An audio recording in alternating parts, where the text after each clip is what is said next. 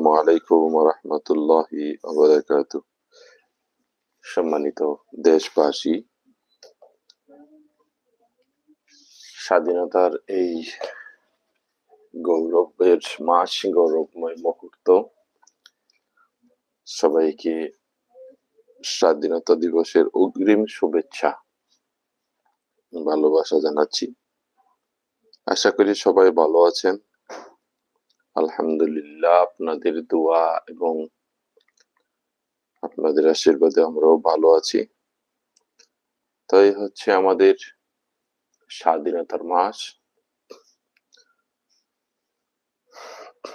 স্বাধীনতার মাস, ডিসেম্বর মাস চলে যাচ্ছে একদিন একদিন করে, একে একে করে। আর কিছুদিন পরে আসছে 16ই ডিসেম্বর, স্বাধীনতার সেই মাহেন্দ্রক্ষণ। যেই মাহেন্দ্রক্ষণে 16ই ডিসেম্বর পালন হবে কিছুদিনের মধ্যেই।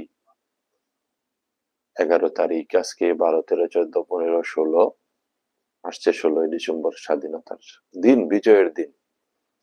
তো স্বাধীনতা তুমি কার? দিল্লির বনাম বাংলাদেশের রাজনীতি, দিল্লি বনাম বাংলাদেশের রাজনীতি। আর স্বাধীনতা তুমি কার? ইশতেহার রাজাকার। কত গুরুত্বপূর্ণ সময় আমাদের চলে যাচ্ছে, খুব গুরুত্বপূর্ণ সময় আমাদের যাচ্ছে, এখন পার হচ্ছে। তো বিজয়ের মাস, এই বিজয়ের মাসে আসলে 54 বছর পর এসে আমরা এখনো স্বাধীনতাকে খুঁজি। হায়দার খানের একটা গান আছে না, স্বাধীনতাটাকে আমরা আসলে খুঁজি। তো দিল্লি বনাম বাংলাদেশের রাজনীতি, আমাদের রাজনীতিতে আপনারা অনেকেই হয়তো পড়ে থাকতে পারেন জাতীয়তাবাদ বনাম বাংলাদেশি জাতীয়তাবাদ। তো অনেক বিষয় আছে। আমাদের এই বাংলাদেশটা স্বাধীন হয়েছে, এত বছর হয়ে গেল, হয়ে যাওয়ার পরও আজও পর্যন্ত আমাদের ছেলেমেয়েরা অনেক ভুয়া ইতিহাস পড়ে। রাজনীতি যারা করেন, রাজনীতিকে যারা নিয়ন্ত্রণ করেন, রাজনীতিকে যারা কন্ট্রোল করেন, রাজনীতিকে বারবার যারা বাংলাদেশের রাষ্ট্র ক্ষমতায় গাড়ির স্টার্টিং সিটে বসে রাষ্ট্রকে চালিয়েছেন, তাদের দায়িত্ব ছিল আমাদের ছেলে মেয়েদের হাতে, সোনামণিদের হাতে সঠিক ইতিহাস তুলে দেওয়া, সঠিক ইতিহাস খুঁজে বাহির করা, যাহাতে টাকা পয়সা খরচ করে আমাদের ছেলে মেয়েরা যাতে সঠিক ইতিহাস জানতে পারে, পড়তে পারে।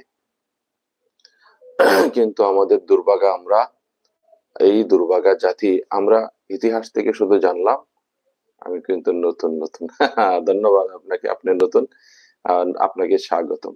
তো আমরা এই স্বাধীনতার এত বছর পরেও এসে আমাদের ছেলেমেয়েরা ভুয়া ইতিহাস পড়ে। যখন একদল আসে তখন তাদের মতো করে তারা স্বাধীনতার ইতিহাস লিখে। তো এই এই যে স্বাধীনতার ইতিহাস তারা তাদের মতো করে লিখে যাচ্ছে, আর আমরা টাকা পয়সা খরচ করে আমাদের ছেলে মেয়েদেরকে পড়াচ্ছি। আমার কথা হলো, আপনারা দেখুন, আমাদের তারেক রহমান সাহেব কিছুদিন আগে একটা কথা বলেছেন। কি বলেছেন? যে আমাদের যে সালাউদ্দিন সাহেব, উনি ভারতে ছিলেন জামায়াতুরে, ওনাকে গুম করা হয়েছে, ওনাকে নাই করে ফেলা হয়েছে। উনি ভারতে ছিলেন জামায়াতুরে, উনি যখন ভারত থেকে বাংলাদেশে ঢুকলেন, তো ওনাকে দেখা গেল হাতুস নাতুস চেহারা, হাতুস নাতুস বডি, হাতুস নাতুস চেহারা। দাদাভাই আমার পরিবারে যুক্ত হবেন, হ্যাঁ অবশ্যই। আপনি কমেন্ট রেখে যাবেন আমার অন্য একটা ভিডিওতে, আপনার অন্য একটা ভিডিওতে এই কমেন্ট রেখে যাবেন, যাতে আমি আপনার কমেন্টটা ধরে এই আমি আপনার সাথে যুক্ত হতে পারি, আপনাকে আমার পরিবারের, আমি আপনার পরিবারের সদস্য হতে পারি, আপনার ভিডিওগুলো যাতে সবসময় দেখতে পারি। তো থেকে দেখছি দাদা ভাই, হ্যাঁ বাংলাদেশ থেকে দেখছেন, আপনাকে ধন্যবাদ। অবশ্যই আপনি অন্য একটা ভিডিওতে কমেন্ট করে যাবেন, আমি যুক্ত হয়ে যাব আপনার সাথে, আপনার পরিবারের সদস্য হয়ে যাব, আপনার ভিডিওগুলো দেখবো। এটাই যে বাংলাদেশ, ভারত, বাংলাদেশ ছাড়া কোনোদিন তৈরি হতো না। হ্যাঁ, ইতিহাস ঠিক আছে আপনার কথা। তো আসছি আপনার কথায়। পৃথিবীর কোনো দেশ স্বাধীনতা অর্জন করতে পারে না প্রতিবেশী দেশের সহযোগিতা ছাড়া। এটা একেবারে চরম বাস্তবতা। এটা শুধু বাংলাদেশের জন্য না, বাংলাদেশ বলেন আর পৃথিবীর যে কোনো দেশ বলেন, প্রতিবেশী দেশ যখন সাহায্য করে, সহযোগিতা করে, শরণার্থীদেরকে জায়গা দেয়, অস্ত্র-শস্ত্র দেয়, ট্রেনিং দেয়, বিভিন্নভাবে তাদের সহযোগিতা ছাড়া বাংলাদেশ নয়, পৃথিবীর এমন কোনো দেশ না যে দেশ প্রতিবেশী দেশের সহযোগিতা ছাড়া তারা স্বাধীনতা অর্জন করবে, স্বাধীন হবে, এমন দেশ নেই। তো ঠিক আছে, আমি যেটা বলতেছি সে বিষয়টা হলো যে কিছুদিন আগেও তারেক রহমান বা বিএনপির যিনি বা মহাসচিব খালেদা জিয়ার পরেই যিনি প্রধানমন্ত্রী হবেন হবেন সেই কর্ণধার তারেক রহমান আগে বলতেন কি, জামাতের নেতৃবৃন্দকে, আলেমদেরকে যখন জেলে নেওয়া হতো, ফাঁসি দিত, তখন তিনি বলতেন যে এগুলা মিথ্যা মামলা, এগুলা এই মানে আহ, মোদির সরকারের ওইখান থেকে আসে, এগুলা বাস্তবায়ন করে নেতাদেরকে মিথ্যা মামলায় ফাঁসানো হচ্ছে, ফাঁসি দেওয়া হচ্ছে, তারা কেউ রাজাকার ছিলেন না। তাহলে এটা হলো তারেক রহমানের আগের বক্তব্য, যখন জামাতের নেতৃবৃন্দ জেলখানায়, যখন তাদেরকে ফাঁসি দেওয়া হচ্ছে। এবং খালেদা জিয়ারও বক্তব্য যে তারা রাজাকার নয়, তারা রাজাকার নয়, তাদেরকে এইভাবে তাদেরকে ফাঁসানো হচ্ছে, মিথ্যা মামলায় তাদেরকে শাস্তি দেওয়া হচ্ছে। তো যেখানে খালেদা জিয়া, তারেক রহমান এই বক্তব্য দিতেন, তাদের মুখের এই বক্তব্য আপনারা দেখবেন নেটে, ভিডিও গুলো বিভিন্ন চ্যানেলে এখনো আছে। ওই তারেক রহমান এখন আবার বলতেছেন কি, যে আমরা তাদেরকে, আপনারা তো তাদেরকে একাত্তরে চিনেছেন, এই নির্বাচনে এই ভোটের মধ্যে আপনারা তাদেরকে আর কি চিনবেন, আপনারা কিন্তু তারা একাত্তরেই আপনারা তাদেরকে চিনেছেন। তো একাত্তরেই তারা এই জামাত সহ ইসলামিক দলগুলাকে তাদেরকে একাত্তরেই তারা চিনেছে, জনগণ চিনেছে। তাহলে এই তারেক রহমানই বলেছেন কি যে তারা কেউ রাজাকার না, এদেরকে প্রতিহিংসামূলক তাদেরকে ফাঁসানো হচ্ছে, যাতে তারা আগামীতে রাষ্ট্র ক্ষমতায় আসতে পারে না। যাদেরকে প্রতিপক্ষ মনে করা হচ্ছে তাদেরকে ফাঁসানো হচ্ছে, বিএনপি জামাতের হাজার হাজার নেতাকর্মী গুম খুন, তাদেরকে হত্যা, এগুলার পিছনে শুধু প্রতিপক্ষকে দুর্বল করা, যাতে তারা কোনো সময় ক্ষমতায় আসতে পারে না, তারা যাতে ক্ষমতার জন্য বাধা না হয়। এই জন্য প্রতিহিংসামূলক ইংরেজ স্টাইলে যারা রাজনীতি করে পৃথিবীর বিভিন্ন দেশে, শুধু বাংলাদেশ না, তাদের একটা মিশন থাকে, এইটা মিশন ভীষণ এইটা, যে প্রতিপক্ষকে শেষ করে দেওয়া, প্রতিপক্ষকে মানে প্রতিপক্ষকে শেষ করে দেওয়া, এটা একটা মিশন থাকে তাদের। তো এখন একই মুখে যখন আপনি দুই বক্তব্য দেন, তো এটা তো জনগণ দেখতেছে আপনার আগের বক্তব্য, আবার এখন দেখতেছে আপনার নতুন বক্তব্য। জনগণ কি এত বোকা হয়ে গেছে যে আপনি যে মুখে আগে বলতেন না যে রাজাকার না, এই মুখে যখন আবার বলেন নতুন করে এদেরকে একাত্তরে সবাই চিনেছে, এরা রাজাকার, তো এখন আপনার কোন বক্তব্য জনগণ বিশ্বাস করবে, আগেরটা না এখনকারটা? তো এইভাবে কিন্তু আপনারা জনগণের কাছে নিজেরাই বাদ হয়ে যাচ্ছেন। আসল ঘটনাটা কি? ঘটনাটা হচ্ছে সকল মানুষ এটা নিয়ে কথা বলতেছে, বিশ্লেষণ করতেছে, আলাপ আলোচনা করতেছে যে তারেক রহমান এতদিন কিন্তু, তারেক রহমান বাংলাদেশে আসার সম্ভাবনা ছিল না, কিন্তু এখন আমি বলতেছি, আমার যে বুঝ, আমাকে আল্লাহ যে কমন সেন্স দিয়েছে, আমার মেধা দিয়ে, আমার জ্ঞান দিয়ে, এটা আপনিও বুঝতে পারবেন, এটা বিশেষজ্ঞ হওয়ার দরকার নাই, আমার মেধা এবং আমার জ্ঞান দিয়ে বলতেছি, তারেক রহমানের আগের বক্তব্য আর এখনের বক্তব্য এক না। এর কারণ কি? সালাউদ্দিন সাহেব ভারত থেকে যখন বাংলাদেশে আসলেন হাতুস বুতুস চেহারা নিয়ে, জামাইয়ের মতন, হ্যাঁ, নতুন জামাই শ্বশুর বাড়িতে গেলে যেমন আদর পায়, এমন আদর যত্ন থেকে হাতুস বাতুস সুঠাম দেহ নিয়ে যখন আসলেন, আসার পর যখন উল্টাপাল্টা বক্তব্য দিতে শুরু করলেন, তো উনি কিন্তু ওইখানে মুরিদ হয়ে আসছেন। আমাদের যে দাদা, দাদার কাছে মুরিদ হয়ে আসছেন, যে দাদার কাছে মুরিদ হয়ে ওইখান থেকে সবক নিয়ে আসছেন। সেম, আমি কি আন্দাজ করে বলতেছি না, সেম সবকটা কিন্তু আমাদের জাতীয় পার্টির, যখন কেউ নির্বাচনে অংশগ্রহণ করতেছে না শেখ হাসিনার অধীনে, তখন যে এম কাদের সহ জাতীয় পার্টির একটা গ্রুপ ইন্ডিয়াতে যান সফর করতে, ভারতে যান। তো গিয়ে ওইখানে দাদার সাথে মিটিং করে প্রোগ্রাম করে চলে আসেন। আগে বলছেন ওনারা নির্বাচনে যাবেন না, এখন ওইখান থেকে চলে আসার বলতে পরে বলতেছেন নির্বাচনে যাবেন, এবং মিডিয়ার সামনে, জনগণের সামনে বলতেছেন ওপেন যে ওইখানে কি আলাপ আলোচনা হয়েছে সেটা আপনাদেরকে বলা যাবে না। তো এই যে একটা দেখুন, মানে রাজনীতি নয়, বাংলাদেশের রাজনীতি হচ্ছে আসলে সার্কাস। ঠিক আছে, সার্কাস আর কি মনে করেন, যে এই যে সার্কাস উনি বলে দিলেন, এই কথাটা বলার দরকার কি ছিল?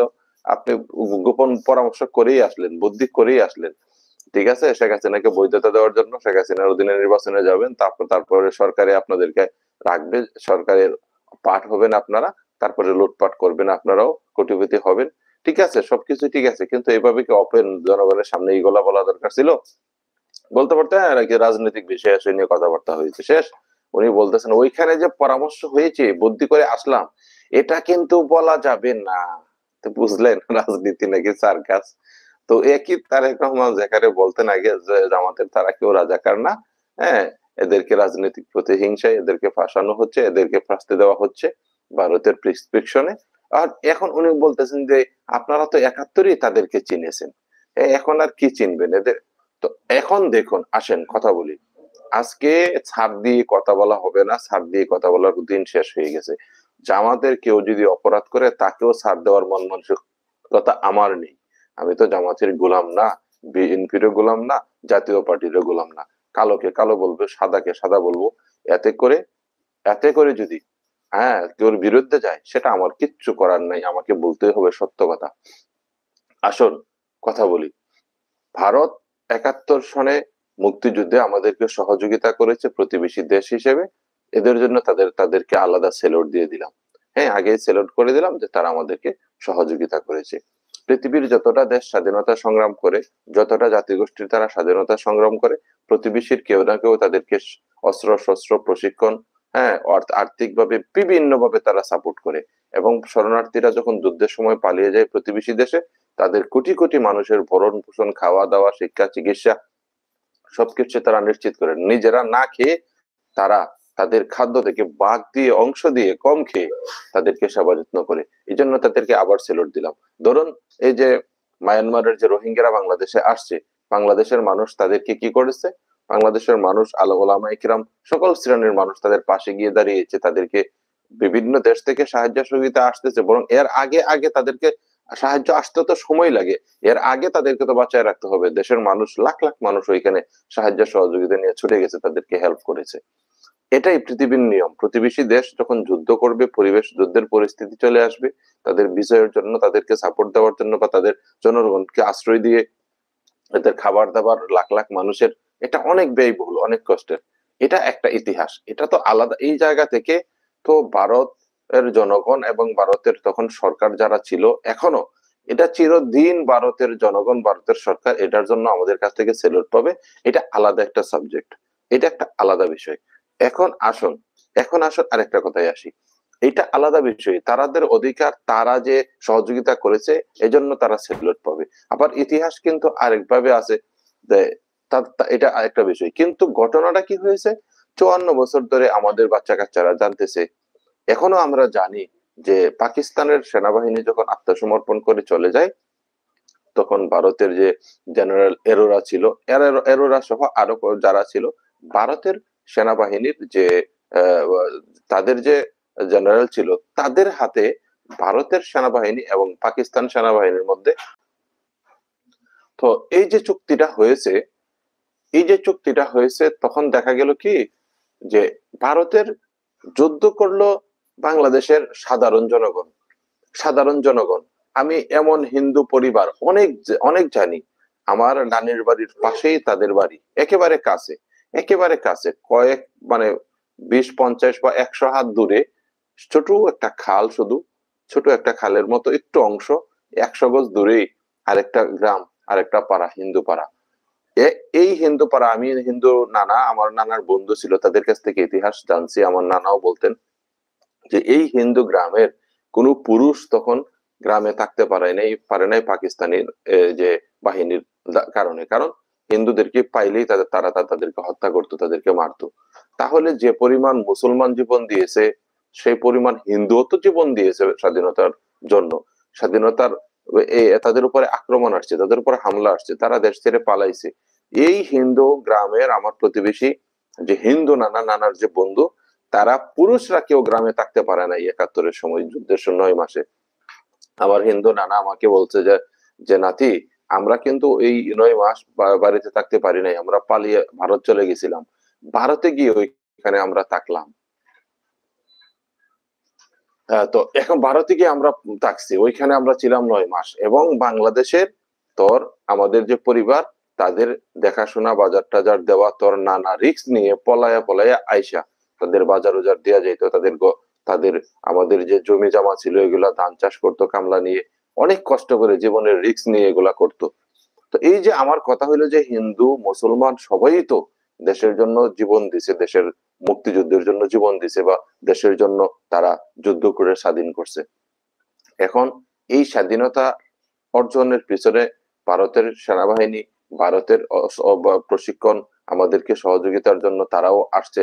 শেষ পর্যায়ে তারাও 16-17 দিন, আমার কথা হইলো 16-17 দিন না, 2-3 মাস না, আমার কথা হইলো যদি দীর্ঘ আরো কয়েক মাসও যদি ভারত আমাদেরকে স্বাধীনতা সংগ্রামে সহযোগিতা করে থাকে, করেছে, এটা আমরা জানি, করেছে, এটা তো ইতিহাস, আমরা তাদেরকে চিরদিন স্মরণে রাখবো, ইতিহাসে লেখা থাকবে যে বাংলাদেশের জনগণের এই এই এই সংগ্রামে ভারত অংশগ্রহণ করেছে, ভারত আমাদেরকে স্বাধীনতা যুদ্ধে আমাদের পাশে ছিল।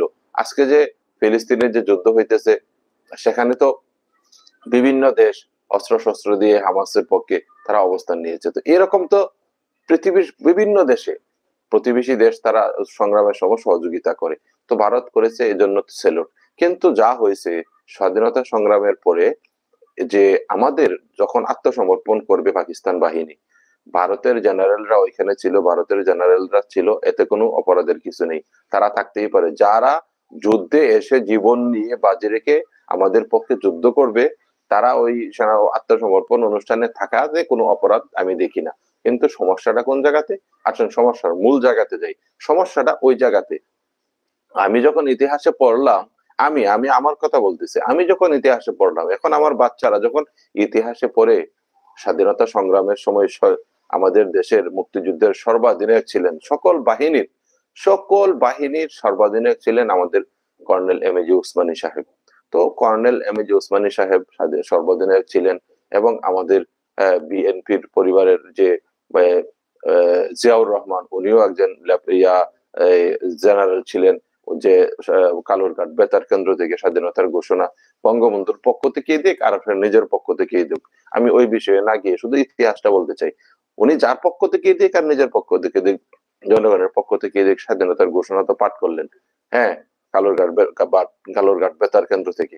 তো এখানে যেহেতু মেজর জিয়া ছিলেন, সে আমাদের সর্বদিনের ছিলেন, তাজউদ্দিন সাহেব সহ তারা ছিলেন, তারপরে মেজর ডালিম সহ তারা ছিলেন। বাংলাদেশে অসংখ্য ডালিম বিভিন্ন সেক্টরে বিভিন্ন জায়গায় যুদ্ধরত অবস্থায় ছিলেন। তো যেহেতু আত্মসমর্পণ করবেন পাকিস্তানের বাহিনী, আর যুদ্ধ করেছে বাংলাদেশের জনগণ, বাংলাদেশের বাহিনী, সহযোগিতায় ছিল ভারতের বাহিনী, ভারতের সেনাবাহিনী বা বিভিন্ন অফিসারেরা। তারা যেহেতু তারা আমাদেরকে সাপোর্ট দিয়েছে, কিন্তু যুদ্ধ হয়েছে কার কার মধ্যে? বাংলাদেশ বনাম পাকিস্তানের মধ্যে। আমি ধরে নিলাম যে আপনারা আমাদেরকে সহযোগিতা করেছেন, এটাই ইতিহাস, আমরা এই পর্যন্ত যতটুকু জানি।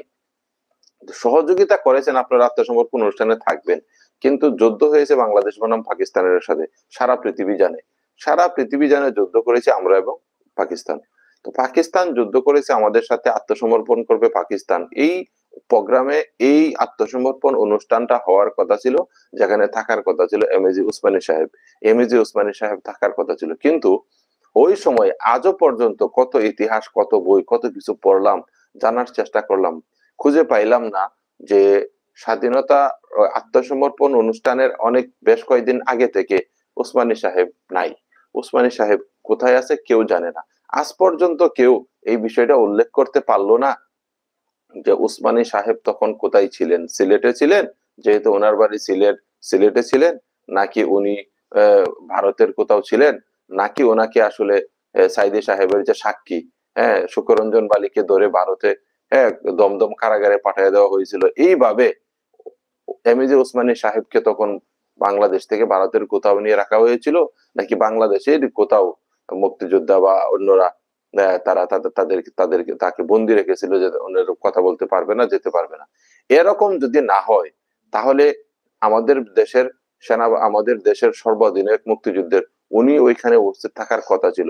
ওনার যদি কোনো সমস্যা হয়, তাহলে তো এখন আমাদের অসংখ্য জেনারেলরা আছেন ওনার পরে, যার পজিশন, যারা মুক্তিযুদ্ধে সরাসরি অংশগ্রহণ করেছে।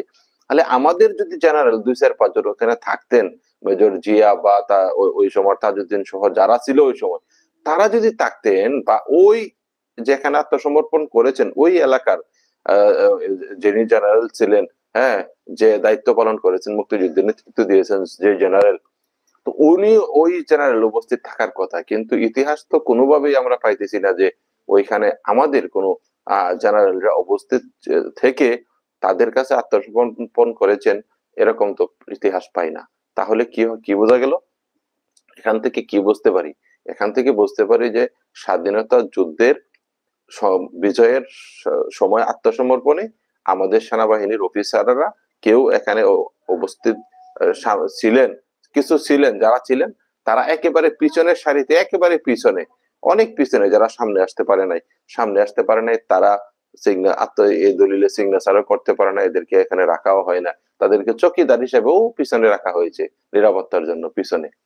কিন্তু কেউ সামনে আসতে পারে নাই, আমাদের জেনারেলদের কাছে আত্মসমর্পণ করতে দেওয়া হয়নি। কেন? যুদ্ধ হয়েছে দুই দেশের মধ্যে, আত্মসমর্পণ করবে আমাদের কাছে, আমাদের জেনারেলদের কাছে, আমাদের উসমানীর কাছে, সেখানে আমাদের উসমানী নাই কেন? অনেকদিন পর উসমানী হাজির হইলো, কোথায় থেকে হাজির হইলো, কোথায় উনি ছিলেন ওই সময়? উনি অসুস্থ থাকলেও ওই সময় কোথায় ছিলেন, অসুস্থ অবস্থায় কোন হাসপাতালে ছিলেন, কোথায় থেকে চিকিৎসা নিয়েছেন, ওনাকে কেউ বন্দি রাখলে কে বন্দি রেখেছেন, কে আসলে আসতে দেয়নি, বা ওনাকে কেন আত্মসমর্পণে আসতে দিল না, ওনার কাছে কেন আত্মসমর্পণ করলো না? এখন এই বিষয়গুলা তো আমাদের ইতিহাসে সঠিকভাবে আমরা জানতে চাই, আমাদের সঠিকভাবে এই ইতিহাসগুলা তো আমরা দেখতে চাই, আমাদের প্রজন্মকে আমরা জানাতে চাই। উসমানী সাহেব তখন কোথায় ছিল? ওনার কি পাতলা পায়খানা হয়েছিল, নাকি ওনার ওয়াইফের ডেলিভারি সিজার নিয়ে, এই জন্য উনি সিজার নিয়ে অন্য কোথাও, অন্য কোনো দেশে ওনার ওয়াইফকে নিয়ে ডেলিভারি করাতে চলে গেছেন? তাও যদি হয়, তাও তো আমরা জানতে পারি যে ওনার ওয়াইফ অসুস্থ ছিল, আত্মসমর্পণ অনুষ্ঠানে উনি থাকতে পারেন নাই। উনি না থাকতে পারলে উনি বলবেন যে এই জেনারেল, এই তারা থাকবে, এদের কাছে আত্মসমর্পণ হবে। ওইখানে ভারতের সেনাবাহিনী থাকবে, কারণ তারা যেহেতু আমাদেরকে সাপোর্ট দিয়েছে থেকে যুদ্ধে, তো তারাও থাকবে। কিন্তু দলিলটা তো হবে দুই দেশের মধ্যে। এখন এক দেশকে মাইনাস করে দিয়ে ইতিহাস থেকে যাদের সাথে যুদ্ধ করলো যারা, তাদেরকে মাইনাস করে দিয়ে আত্মসমর্পণ হয়ে গেল সরাসরি পাকিস্তান বনাম ভারত। কষ্ট নেবেন না কেউ, ইতিহাস তো আমরা জানতে চাই। ইতিহাস, এই সঠিক ইতিহাসগুলা এখনো 54 বছর পর্যন্ত যারা রাষ্ট্র ক্ষমতায় এককভাবে ছিল, আওয়ামী লীগ, বিএনপি, তারেক রহমান তো অনেক ক্ষমতার মালিক ছিল, খালেদা জিয়া যখন ক্ষমতায় ছিলেন, তো উনি তারেক রহমান এবং খালেদা জিয়া যখন ক্ষমতায় ছিলেন, তারেক রহমানেরও তো দায়িত্ব ছিল সঠিক ইতিহাস জাতিকে জানানো এবং সঠিক তদন্ত করা যে বাংলাদেশে আসলে রাজাকার ছিল কারা, তারা কারা রাজাকার ছিল। জিয়াউর রহমান ছিলেন ক্ষমতায়, বঙ্গবন্ধু ছিলেন ক্ষমতায়, ওনারা দেশ চালাইছেন, তারেক রহমান ছিলেন ক্ষমতার, হ্যাঁ, তার মা প্রধানমন্ত্রী ছিল। তো ওনারা যেহেতু ক্ষমতায় ছিলেন, ওনাদের তো দায়িত্ব ছিল যে বাংলাদেশের আসল মুক্তিযোদ্ধা কারা, তাদের বিষয়টা তদন্ত করা। আর স্বাধীনতার সংগ্রামের যুদ্ধে আত্মসমর্পণ অনুষ্ঠানে কেন আত্মসমর্পণ কেন আমাদের সেনাবাহিনীর কাছে হলো না, কারা করতে দিল না, আমাদের উসমানী সহ বা আমাদের সেনা অফিসারদেরকে, জেনারেলদেরকে কারা এখানে আসতে দিল না, কারা বাধা দিয়ে আটকিয়ে রাখলো, কারা আমাদের সেনাবাহিনীর কাছে আত্মসমর্পণ করতে না দিয়ে তাদের কাছে আত্মসমর্পণ করাইয়া নিল? ইতিহাসটা কেন এভাবে হলো? যেভাবে হওয়ার কথা এভাবে কেন হলো না? আর ওই সময় কি ঘটেছে, কি ঘটার কারণে, কাদের কারণে এইভাবে ঘটনা ঘটেছে, এইভাবে হয়েছে, এটা তো জানার অধিকার আছে আমাদের, নাকি? আসুন আরেকটা কথা বলি, ইতিহাস ইতিহাস কাউকে ক্ষমা করবে না। ভুল ইতিহাস যদি কেউ, আপনি আপনার মতো করে ভুল ইতিহাস লিখে যাবেন, পৃথিবী এবং বাস্তবতা সঠিক ইতিহাস এক সময়, হ্যাঁ, মাটির তল থেকে খুদে বাইর করে আনবে। সঠিক ইতিহাস থেকে কেউ আপনার দামাচাপা কেউ দিতে পারবে না সঠিক ইতিহাস। আপনাদের অনেকের জানা থাকার কথা, তখন বিবিসি বাংলা বিভাগের স্বাধীনতা সংগ্রামের কথা বলতেছি, যখন আমাদের বিজয়ের খুব কাছাকাছি, আমরা বিজয়ের শেষ দিকে, মানে বিজয়ের পুরো সময়, সংগ্রামের পুরো সময় এবং আমাদের মুক্তিযুদ্ধের একবার শেষ সময়ে, বিজয়ের সময়, তখন বিবিসি বাংলা যে, তখন তো রেডিওর মাধ্যমে সবাই মানে খবর শুনতো, বিবিসি ছাড়া কোনো বিকল্প পথ ছিল না। তো এই রেডিওর মাধ্যমে খবর শুনতাম, আর ওই বিবিসি বাংলা বিভাগের প্রধান ছিলেন সিরাজুল ইসলাম। আপনাদের অনেকের সবারই জানা থাকার কথা, ইতিহাস সম্পর্কে যাদের জানা আছে, তারা বিবিসি বাংলা বিভাগের বার্তা বিভাগের প্রধান সিরাজুল ইসলামের নাম জানবেন না, এটা হতে পারে না। তো এই সিরাজুল ইসলাম ছিল বিবিসি বাংলা বিভাগের বিবিসি বাংলার বার্তা বিভাগের প্রধান, মানে বাংলা বিভাগ যেটা বিবিসি বাংলার বাংলা বিভাগ, এটার ছিল বার্তা বিভাগের প্রধান ছিল সিরাজুল ইসলাম। সিরাজুল ইসলাম সাহেবের নিজের লেখা আমি পড়েছিলাম আমার দেশ পত্রিকাতে। উনি বিস্তারিত কলাম লিখতেন। আমার দেশ যখন বন্ধ হয় এর আগেও উনি লিখতেন, নয়া দিগন্ত সহ আমার দেশ, এই পত্রিকাগুলোতে বিশাল বড় বড় কলাম লিখতেন। কয়েক পৃষ্ঠা যাবত ধরে তিনি কলাম লিখতেন। ওই কলামে উনি লিখেছিলেন যে আমি যেগুলো পড়তেছি সিরাজুল ইসলাম ভাইয়ের লেখা কলাম থেকে আমার দেশ পত্রিকাতে দেখবেন, নয়া দিগন্ততে দেখবেন, এগুলো ধারাবাহিকভাবে তখন আসছে। এবং আমি আমার দেশ পত্রিকা থেকে পড়েছি তখন ওনার বিস্তারিত লেখা। উনি বললেন যে তাজউদ্দিন সাহেব এবং আসম আব্দুর রউফ সহ কিছু মানুষ বঙ্গবন্ধুর কাছে গেলেন, গিয়ে বললেন যে যে কোনো সময় হামলা হবে, আক্রমণ হবে, হ্যাঁ, পরিবেশ পরিস্থিতি ভালো না, আপনি গ্রেফতার হতে পারেন। তো বা এখন আমাদেরকে মানে করতে হবে, মানে খুব সেভে থাকতে হবে। তো একটা টেপ রেকর্ডার নিয়ে গেলেন, বললেন যে যে কোনো সময় যে কোনো ঘটনা ঘটতে পারে, গ্রেফতার হতে পারেন। আপনি আমাদেরকে এই টেপের মধ্যে একটা রেকর্ড, মানে স্বাধীনতার একটা রেকর্ড দিয়ে যান যে আপনি স্বাধীনতার ঘোষণা দিয়েছেন, স্বাধীনতা যুদ্ধ শুরু হয়ে গেছে, এরকম একটা ঘোষণা, যুদ্ধ শুরুর ঘোষণা, স্বাধীনতার ঘোষণাটা আপনি দিয়ে যান, আমরা রেকর্ড করে রাখি, যাতে এটা আপনার অনুপস্থিতিতে, আপনাকে যদি তখন আমরা পাই না বা আপনি যদি গ্রেফতার হয়ে যান, যাতে জনগণকে এটা শোনাতে পারি যে বঙ্গবন্ধু ওনার পক্ষ থেকে এই যে স্বাধীনতার ঘোষণা বা ডাক দিয়ে গেছেন। আপনার ঘোষণাটা শুনে তো বাঙালি বা রাস্তায় নেমে যাবে যুদ্ধের জন্য, বাংলাদেশের মানুষ, পশ্চিম আমাদের পূর্ব পাকিস্তানের সবাই। তো এইটা এইভাবে যখন ওনারা বললেন, সাথে কে ছিলেন, তাজউদ্দিন সাহেব রেকর্ডটা নিয়ে গেলেন, আসম আব্দুর রউফ ছিলেন, আরো অনেকেই ছিলেন। তো তো তারা ছিলেন, তো তারা যখন গেল তো উনি বললেন কি যে তোমরা একটা কাজ করো, 27 তারিখে আমি হরতালের ডাক দিয়েছি, আর তোমরা এগুলা নিয়ে কোনো টেনশন করো না, নাকে তেল দিয়ে তোমরা গিয়ে ঘুমাও।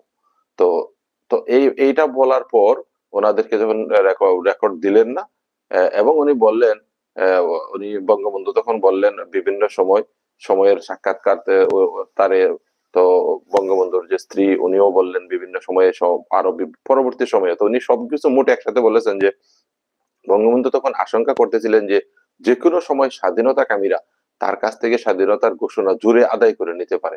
এই আশঙ্কা থেকে যে উনি কি করলেন, তাহলে এই বিষয়টা বুঝেন, এই আশঙ্কা থেকে যখন ভারতের পাকিস্তানের সেনাবাহিনী আসলো তাদেরকে বঙ্গবন্ধুকে নেওয়ার জন্য, তো নেওয়ার জন্য যখন আসলো তখন দেখা গেল যে ব্রিফ কেস, লাগেজ এগুলা বিভিন্ন রেডি করা আছে সম্পূর্ণ।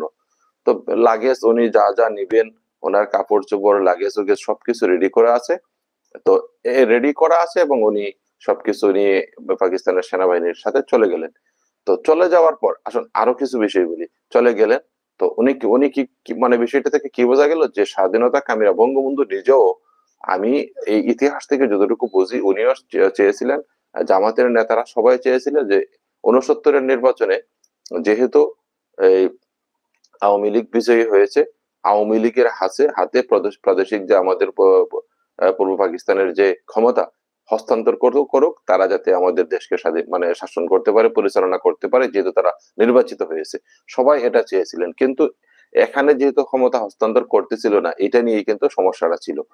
তো এরপরে যদি আমাদের ওই এরপরে কি হয়েছে, এরপরে উনি যখন চলে গেলেন, শেষ পর্যন্ত যখন উনি আবার আসবেন 9 মাস পর, যুদ্ধ হওয়ার পর যখন উনি আসবেন, লন্ডনে গেলেন, পাকিস্তান থেকে লন্ডনে গেলেন। লন্ডনে যাওয়ার পর বিবিসি বাংলা বিভাগের স্টুডিওতে গেলেন, উনি ওনাকে নিলেন, ওনার সাক্ষাৎকার কাকে নিলেন, বঙ্গবন্ধুকে। তো বিবিসি বাংলা বিভাগ তখন দেশ স্বাধীন হয়ে গেছে। তো উনি পাকিস্তান থেকে লন্ডন থেকে তারপরে বিভিন্ন ভাবে তারপরে ইন্ডিয়াতে আসলেন, ইন্ডিয়া হয়ে বাংলাদেশে আসলেন। ওই বিস্তারিত উনি লিখেছেন কলামে।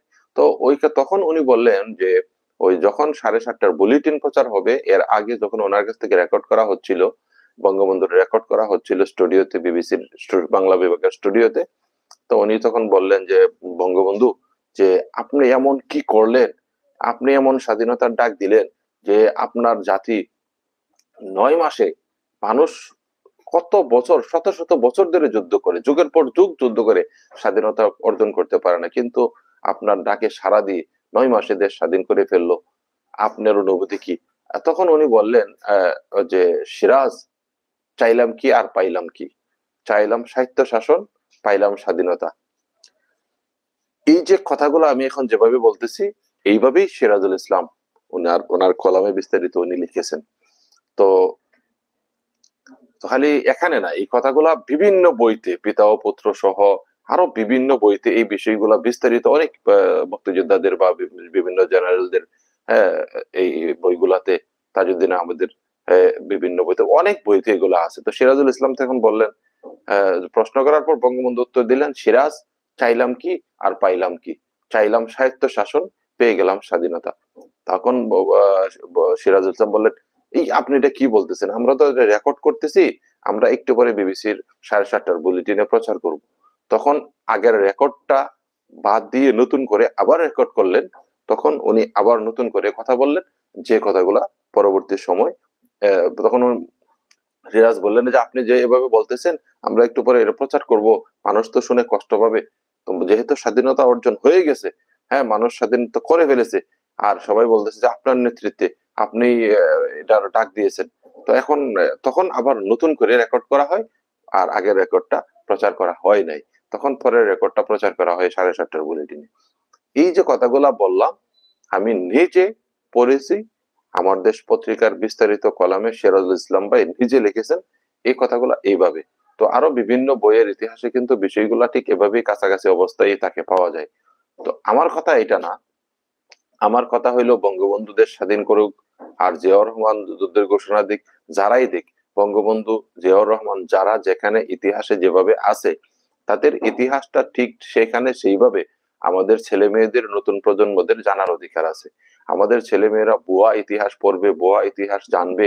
তো এরপর আমরা যুদ্ধ করলাম 9 মাস, দীর্ঘ 9 মাস, লাখ লাখ মানুষ জীবন দিল বাংলাদেশের, লাখ লাখ হিন্দু মুসলমান তারা জীবন দিল, হিন্দুরা ঘরবাড়ি ছেলে ভারতে পালিয়ে যেতে বাধ্য হলো নিরাপত্তার কারণে, এবং যাদেরকে পাইছে তাদেরকে হত্যাও করা হয়েছে।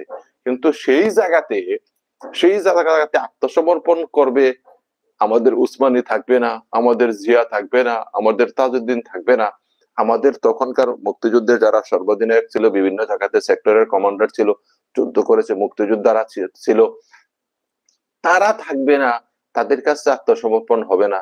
আত্মসমর্পণটা হয়ে যাবে ভারতের সেনাবাহিনীর অরোরার কাছে, তাদের কাছে। হ্যাঁ, আর এখানে বাংলাদেশকে মাইনাস করে দেওয়া হবে। এই যে একটা সিস্টেম, এটা কেন? এরপরে বঙ্গবন্ধু যখন ছিলেন 75-এর আগ পর্যন্ত বাংলাদেশের রাজাকারের অনেক বিচার হয়েছে। তখন তো জামাতের নেতারা রাজাকার ছিল না, তাদেরকে তো রাজাকার হিসেবে তাদের বঙ্গবন্ধু নিজে যখন, তখন তার অধীনে যখন রাষ্ট্র চলেছে, দেশ চলেছে, তখন তো বঙ্গবন্ধুর অধীনে তো যারা তদন্ত সংস্থাকারী গোয়েন্দা, সবাই তো পুলিশ বাহিনী, হ্যাঁ, সবাই তো তাদের অধীনে ছিল। বিজেপি, পুলিশ, হ্যাঁ, সেনাবাহিনী, গোয়েন্দা সংস্থা, সবাই তো তাদের অধীনে ছিল, তার সরকারের অধীনে ছিল। তো ও তখন তো জামাতের নেতাদেরকে রাজাকার হিসেবে পায় নাই। জামাত যেটা চাইছিল, জামাত তো এখন পরিষ্কার করে বলেছে, জামাতের বর্তমান আমির সাহেব বলেছে, আমরা ভারতের সৌজন্যে, ভারতের সহযোগিতায় আমরা স্বাধীনতাটা চাইনি। কারণ স্বাধীনতা, পাকিস্তান আমাদেরকে জুলুম করতেছে, শোষণ করতেছে। এখন পাকিস্তানের থেকে বাইরে হয়ে চলে আসার পরে যদি আমরা আরেকজনের অধীনে চলে যাই, তো তারা আমাদেরকে যদি আলাদা করে তাদের অধীনে নিয়ে নেয়, তাহলে তো আমরা এক বাঘের মুখ থেকে এসে সিংহের মুখে পড়ে গেলাম। এটা আমরা চাই নাই, এভাবে চাই নাই। কিন্তু তারা সরাসরি বিরোধিতাও করে নাই, এমনও তো সরাসরি বিরোধিতাও করে নাই। কিন্তু এখন বঙ্গবন্ধু ছিল ক্ষমতায়, জিয়াউর রহমান ছিল ক্ষমতায়, এই তারেক রহমানের বাবা ছিল ক্ষমতায়, তার মা ছিল ক্ষমতায়। আর তারা যখন ছিলেন ক্ষমতায় 54 বছর, যদি জামাত রাজাকার হতো 54 বছরে, সুনির্দিষ্ট ভাবে তদন্ত করে মিডিয়াকে ওপেন করে দিয়ে, বাংলাদেশে শত শত মিডিয়া আছে এখন, তাদেরকে ওপেন এখনো তো ছেড়ে দেওয়া যায় যে আপনারা যান, আপনারা বিভিন্ন গ্রাম ঘুরে বেড়ান, বিভিন্ন প্রতিটা মহল্লা ঘুরে বেড়ান, এখনো ওই গ্রামের মুক্তিযোদ্ধারা বেঁচে আছে, ওই গ্রামের মুরব্বীরা বেঁচে আছে, যারা সরাসরি তখন যুবক ছিল, মা বোনরা এখনো বেঁচে আছে, যারা তখন যুবক ছিল, যারা নিজেরা দেখেছে যে ওইখানে মানে অপরাধ কারা করেছে, হত্যা কারা করেছে, দর্শন কারা করেছে। এই সমস্ত বিষয়গুলা তো অতিরিক্ত করে প্রচার করা হয় যে আমাদের লাখ লাখ মা বোনকে দর্শন করা হয়েছে। এইভাবে লাখ লাখ মা বোনকে দর্শন করলে ওই সময় আর মা বোন তো বাকি থাকে না। তার মানে পাকিস্তানিরা সবাইকে দর্শন করে আমাদের মা বোনদের চরিত্র নষ্ট করে দিয়ে গেছে। ছি ছি ছি ছি ছি, এভাবে এই মিথ্যা ইতিহাস বলতে লজ্জা করে না আপনাদের? যে আপনারা রাষ্ট্র ক্ষমতায় এত বছর ধরে ছিলেন, বারবার আপনারা রাষ্ট্র ক্ষমতায় আসছেন 54 বছর ধরে। সঠিক একটা সংখ্যা, ঠিক আছে, কিছু মা বোন, কয়েক হাজার মা বোন হতে পারে বা আরো লাখও হতে পারে। তো এটা তো সুনির্দিষ্টভাবে জাতি জানবে যে আসলে বিভিন্ন জায়গায় তদন্ত করে সঠিক অভিযোগ বাহির করে সঠিক ঘটনাটা বাহির করে এনে জাতিকে জানাবে যে আমাদের এত লাখ বা এত হাজার মা বোন এভাবে দর্শন হয়েছে। তাদের নাম উল্লেখ করা দরকার নেই। একটা তো বলা যায় যে সিলেটে এত হাজার মা বোন দর্শন হয়েছে সুনির্দিষ্টভাবে অভিযোগ করে, বা চট্টগ্রামে এত লাখ হয়েছে, ঢাকাতে এত হাজার হয়েছে। মানে সুনির্দিষ্টভাবে উল্লেখ করলে তো সঠিক ইতিহাসটা আমরা জানতে পারবো, আমাদের ছেলেমেয়েরা জানতে পারবে। আর স্বাধীনতা সংগ্রামে আমাদের উসমানী কেন ছিল না, কোথায় তাকে রাখা হয়েছিল, আমাদের জেনারেলদেরকে কোথায় রাখা হয়েছিল, জিয়াউর রহমান কোথায় ছিলেন, তাজউদ্দিন তারা কোথায় ছিলেন, তারা কেন ছিল না, তাদের কাছে কেন আত্মসমর্পণ হলো না, করলো না, মেজর ডালিম কোথায় ছিলেন, তারা কোথায় ছিলেন, তাদেরকে কেন রাখা হয়নি? এই ইতিহাসকে আরো 100 বছর পরে আমরা জানবো। এই ইতিহাস আমাদেরকে সঠিকভাবে জানানোর দায়িত্ব কি এই বিএনপির ছিল না, এই তারেক রহমানের ছিল না, এই আওয়ামী লীগের ছিল না? কেন ইতিহাসের সাথে বারবার গাদ্দারি করা হচ্ছে? বারবার ভুয়া ইতিহাস কেন আমাদেরকে শেখানো হচ্ছে? ভুয়া ইতিহাস কেন আমাদের ছেলে মেয়েদের সামনে উপস্থাপন করা হচ্ছে, লেখা হচ্ছে? কেন লেখা হচ্ছে? কেউ জামাইয়ের ইতিহাস লিখতে গিয়ে বঙ্গবন্ধুকে অস্বীকার করে দিলেন, কেউ বঙ্গবন্ধুকে লিখতে গিয়ে তারপরে জিয়া রহমানকে রাজাকার বানিয়ে দিলেন। এখন যেই তারেক রহমান জামাতের নেতাদেরকে যুদ্ধাপরাধী বলে দেয়, তারা যুদ্ধাপরাধী ছিল না, তারা রাজাকার ছিল না, তাদেরকে রাজনৈতিক কারণে বিচার করা হচ্ছে। সে তারেক রহমান এখন আবার বলবেন 71-এ তাদেরকে জনগণ দেখেছে এরা রাজাকার ছিল। আশ্চর্য আপনাদের এই, এটা কেন? এটার একমাত্র কারণ হচ্ছে যে সালাউদ্দিন সাহেব ভারতে ছিলেন, ভারত থেকে খলিফা খেলাফতি, আপনারা অনেকের জানা থাকার কথা, অনেকেই জানবেন, পীরের একটা সিস্টেম থাকে, পীরে আবার রাজারও একটা সিস্টেম থাকে। রাজতান্ত্রিক দেশগুলাতে রাজা তার ছেলেকে আবার রাজা বানিয়ে দেওয়া যায়, যেমন সৌদি আরবের রাজতান্ত্রিক সিস্টেম, রাজার ছেলে রাজা, রাজার ছেলে রাজা, আমিরের ছেলে আমির, আমিরের ছেলে আমির। আবার পীরেরাও পীর তার ছেলেকে দেয় খলিফা, আবার ছেলে আবার ওই নাতিপতিদেরকে দেয়া যায় খলিফা। এইভাবে খেলাফতি চলতে থাকে। তো খেলাফতি আর পীরতান্ত্রিক এই সিস্টেমটা এইভাবে চলতে থাকে। তো এখন আমাদের এই এখানে এই বাংলাদেশে এই যে পীরতান্ত্রিক এবং খেলাফতি সিস্টেমটা চলতে থাকে, এইভাবেই কিন্তু চলে।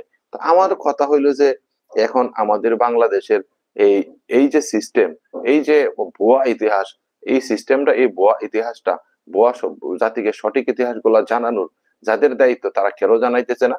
তারা কেন ভুয়া ইতিহাস বারবার লিপিবদ্ধ করে এক পক্ষ অন্য পক্ষে রাজাকার বানিয়ে দিচ্ছে?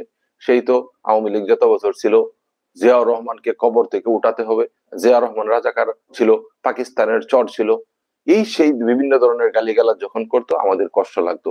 জিয়াউর রহমান স্বাধীনতার ঘোষণা বঙ্গবন্ধুর পক্ষ থেকে দেখ আর নিজের পক্ষ থেকে দেখ, দিয়েছে তো, তো ওনাকে তো ওনার ইতিহাসের জায়গায় তো রাখা যেত, বঙ্গবন্ধুকে তার জায়গায় রাখা যেত। বঙ্গবন্ধু 26শে মার্চের যে ভাষণ, সেই ভাষণে জাতি উদ্বুদ্ধ হয়ে প্রস্তুতি নিয়েছে, প্রস্তুত, যে কোনো সময় যুদ্ধের জন্য প্রস্তুত, তোমাদের যার কাছে যা আছে সব নিয়ে প্রস্তুত থেকো। এই যে জাতিকে যুদ্ধের জন্য প্রস্তুত করা, সেটা কি তার অবদান নেই?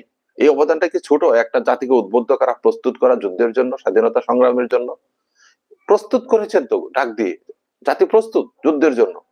তখন ওনার জনপ্রিয়তা এমন ছিল যে যেখানে আওয়ামী লীগ বিজয়ী হয়ে গেছে সকল আসনে।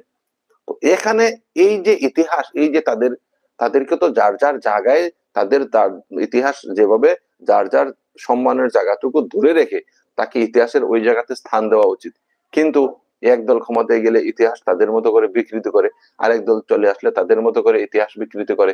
এইভাবে যদি বিকৃত ইতিহাস আমাদের ছেলে মেয়েরা লেখাপড়া করবে, টাকা পয়সা নষ্ট করে এই মিথ্যা ইতিহাস পড়বে, আর আপনারা এই ভুয়া রাজনীতির পিছনে থাকবেন। এখন আবার সালাউদ্দিন সাহেবকে এই খেলাফতি নিয়ে আসলেন, ভারত থেকে নিয়ে আসলেন। আবার জাতীয় পার্টির নেতারা নির্বাচনের আগে ভারত থেকে গিয়ে খেলাফতি নিয়ে আসলেন, মিডিয়ার সামনে বলতেছেন বলা যাবে না কি আমরা পরামর্শ করে আসলাম, আপনাদের কাছে বলা যাবে না। তো এই যে খেলাফতি সিস্টেম আপনারা তাদের কাছ থেকে গিয়ে নিয়ে আসেন বারবার, তারেক রহমানও এখন বাংলাদেশে আসবে আসবে বলে আসতেছে না, তবে এখন আসবে। কেন আসবে? যেহেতু তারেক রহমান এতদিনের বক্তব্য ছিল ভিন্ন, দেশপ্রেমিক বক্তব্য, সঠিক বক্তব্য। আর এখন যেহেতু তারেক রহমানের আগের বক্তব্যের লগে মিলে না, এখনকার বক্তব্য হলো সালাউদ্দিন সাহেবের বক্তব্য, তারপরে এই আপনার ফখরুল ইসলাম আলমগীর সাহেবের বক্তব্য, বা দিল্লির দাদার বক্তব্য। এখন যেহেতু দিল্লির প্রেসক্রিপশনের সিস্টেমে তারেক রহমান রাজি হয়ে গেছে। কেন বলতেছি ভাই, যাদের আকল আছে তাদের তো ইশারা দিলেই বোঝা যায়। তারেক রহমান আগের বক্তব্য ছিল দেশপ্রেমিক বক্তব্য, তার বাবা এবং তার মার যে বক্তব্য সেই রকম দেশের পক্ষে সঠিক বক্তব্য, দেশপ্রেমিকদের সঠিক বক্তব্য দিতেন। আর এখন যেহেতু বক্তব্য দিচ্ছেন প্রেসক্রিপশন লেখা বক্তব্য, মানে দলের পক্ষ থেকে বা ওই দাতাদের পক্ষ থেকে যা বলে দেওয়া হয় এইভাবে বলতে হবে। আওয়ামী লীগ যেভাবে হুজুরদেরকে আলেমদেরকে ঘায়েল করতেন রাজাকার রাজাকার বলে, হ্যাঁ, দর্শনকারী দর্শনকারী বলে, রাজাকার বলে, এইভাবে ভুলভাবে উপস্থাপন করতে হবে, মিডিয়াতে প্রচার করতে হবে, তাদের জনপ্রিয়তা কমলে একসময় আপনারা ক্ষমতায় চলে আসবেন, আপনারা মানে তাদের চরিত্র হনন করতে হবে। মানে আগের বক্তব্য আর এখন বক্তব্য একই ব্যক্তির মিলে না। কেন মিলে না? মিলে না, আগে দিতেন ইতিহাস থেকে সঠিক বক্তব্য, আর এখন দিচ্ছেন আরেকজনের প্রেসক্রিপশন লেখা, আরেকজনের মুখস্থ করায় দেওয়া বক্তব্য। মানে ওইখান থেকে বলে দিতে হচ্ছে তুমি এটা বলো। যেমন একটা মাইক, স্পিকার, টিভিতে যা প্রচার হয় স্পিকারে সেটাই চাউন হয়। একটা টেপ রেকর্ডার, টেপের মধ্যে ক্যাসেট দিবেন, ক্যাসেটে যা আছে মাইকের মধ্যে সেটা বাইর হবে। মাইকের কোনো ক্ষমতা নেই যে গানটা পরিবর্তন করে অন্য গান বাজায় দিবেন, না, ওইখান থেকে যা আসবে ওইখানে তা প্রকাশ হবে। তো এইরকম টেপ রেকর্ডারের মতো হয়ে গেছে, মানে ওইখান থেকে যা বলে দিব ওইখান থেকে তা প্রচার হবে। এখন যেহেতু অন্য দেশের বক্তব্য গুলা সেম প্রচার করা হচ্ছে, অন্য জায়গা থেকে যা আসতেছে সালাউদ্দিন সাহেবদের লাইন ধরে ওইখান থেকে খেলাফতি স্টাইলে, হ্যাঁ, ওইখান থেকে ওইগুলা প্রচার হইতেছে। এই কারণে এইগুলা ইতিহাসের সাথে বাস্তবতার সাথে মিলবে না। এখন আসুন, একটা বিষয় নিয়ে অনেকক্ষণ কথা বললাম, আরো তো বিষয় আছে। রাজনীতি, জামায়াতে ইসলামের আমির সাহেব ওনার যে ভেরিফাই ফেসবুক, সেখানে উনি বলেছেন যে আমরা নির্বাচনের ইশতেহার নিব জনগণের কাছ থেকে, জনগণ সেখানে তাদের মতামত দেবে। এরই মধ্যে একটা ওয়েবসাইট ওনারা উন্মুক্ত করেছেন, সেখানে জনগণকে আহ্বান করেছেন যে তোমরা সেখানে মতামত দাও। জনগণের মতামতের ভিত্তিতে, জনগণের পরামর্শের ভিত্তিতে, জনগণের চাহিদার আলোকে তারা ইশতেহার করবেন, নির্বাচনী ইশতেহার।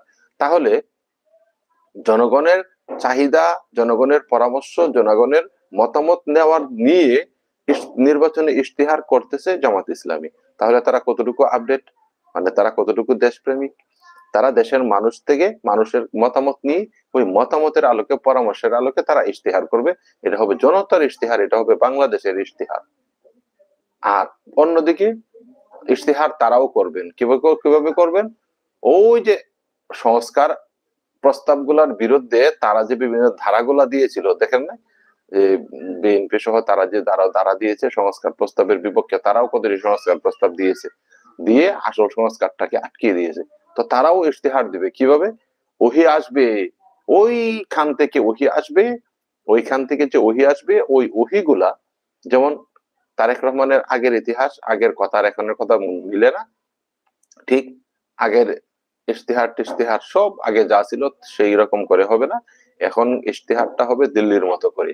আর দিল্লি যখন তাকে অনুমতি দিয়েছে যে তুমি যেহেতু আমার রাজত্ব, আমার দাসত্ব, আমার খেলাফতি মেনে নিয়েছো, আমার খেলাফতি মেনে নিয়েছো, তাহলে এই ফখরুল ইসলাম, এই সালাউদ্দিন সাহেব, এই তারেক রহমান, তারা সুর, আরো অনেক নেতাদের সুর, যেহেতু এই ফজু পাগলা, তাদের যেহেতু সুর মিলে যাচ্ছে সবার একসাথে, ওই দাদার সুরে সবাই গান গাইতেছে, নারে নারে বন্ধুরে কলা খাইলো ইন্দুরে। এখন ওই দাদা সুরে যেহেতু সুর মিলে গেছে, তো তারেক রহমানের আসতে আর কোনো বাধা নেই, তারেক রহমান আসবে। এই তো আজকে নির্বাচনী নির্বাচন কমিশনারি করলে, তারা তফসিল ঘোষণা করলে উনি চলে আসবেন। এটা আমার বিশ্বাস, আমার এই পর্যন্ত ক্যালকুলেশনে যেটা মিলতেছে। এতদিন তারেক রহমান বলেছিলেন যে আমি এককভাবে আসতে পারবো না, মা অসুস্থ, মা মরে যাচ্ছে, অসুস্থ, সে আসতে পারতেছে না, সিদ্ধান্ত নিতে পারতেছে না, আসতে পারতেছে না। সে অনুমতির দিকে চাই আছে। কার অনুমতি? অনুমতি বা বিএনপির ভিতরে যে ভারতপন্থী যে গ্রুপটা, যারা বিএনপি কে এখন পরিচালনা করতেছে, যারা আওয়ামী দাদার বুদ্ধি নিয়ে, পরামর্শ নিয়ে, আশীর্বাদ নিয়ে খেলাফতিতে বসেছে, হ্যাঁ, গোপন খেলাফতিতে বসেছে, ওরা এখন তারা এখন তাদের অনুমতি নিয়ে তারা এই তারা অনুমতি দিয়ে দিয়েছে, যেহেতু তারা খেলাপতি মেনে নিয়েছে, তাদের মতো করে দেশ চালাবে, আর ভারত তাদেরকে ক্ষমতায় এনে বসাইয়া দিবে। এজন্য যেহেতু ভারত সবুজ সংকেত দিয়েছে, তো নির্বাচনী তফসিল ঘোষণার করার পর তারেক রহমান চলে আসবেন। এটা আমার এই পর্যন্ত আমি যা দেখেছি বুঝেছি, এগুলা থেকে আমি এই ক্যালকুলেশনে আসতে পারলাম যে এটাই হবে। মানে যেহেতু দিল্লি দাসত্ব মেনে নিয়েছে, বক্তব্য পাল্টে গিয়েছে, আগের বক্তব্যের সাথে এখনের বক্তব্য মিলে না, তাই এখন ওনারা সবুজ সংকেত দিয়েছেন যে তফসিল হবে আর উনি চলে আসবে দেশে।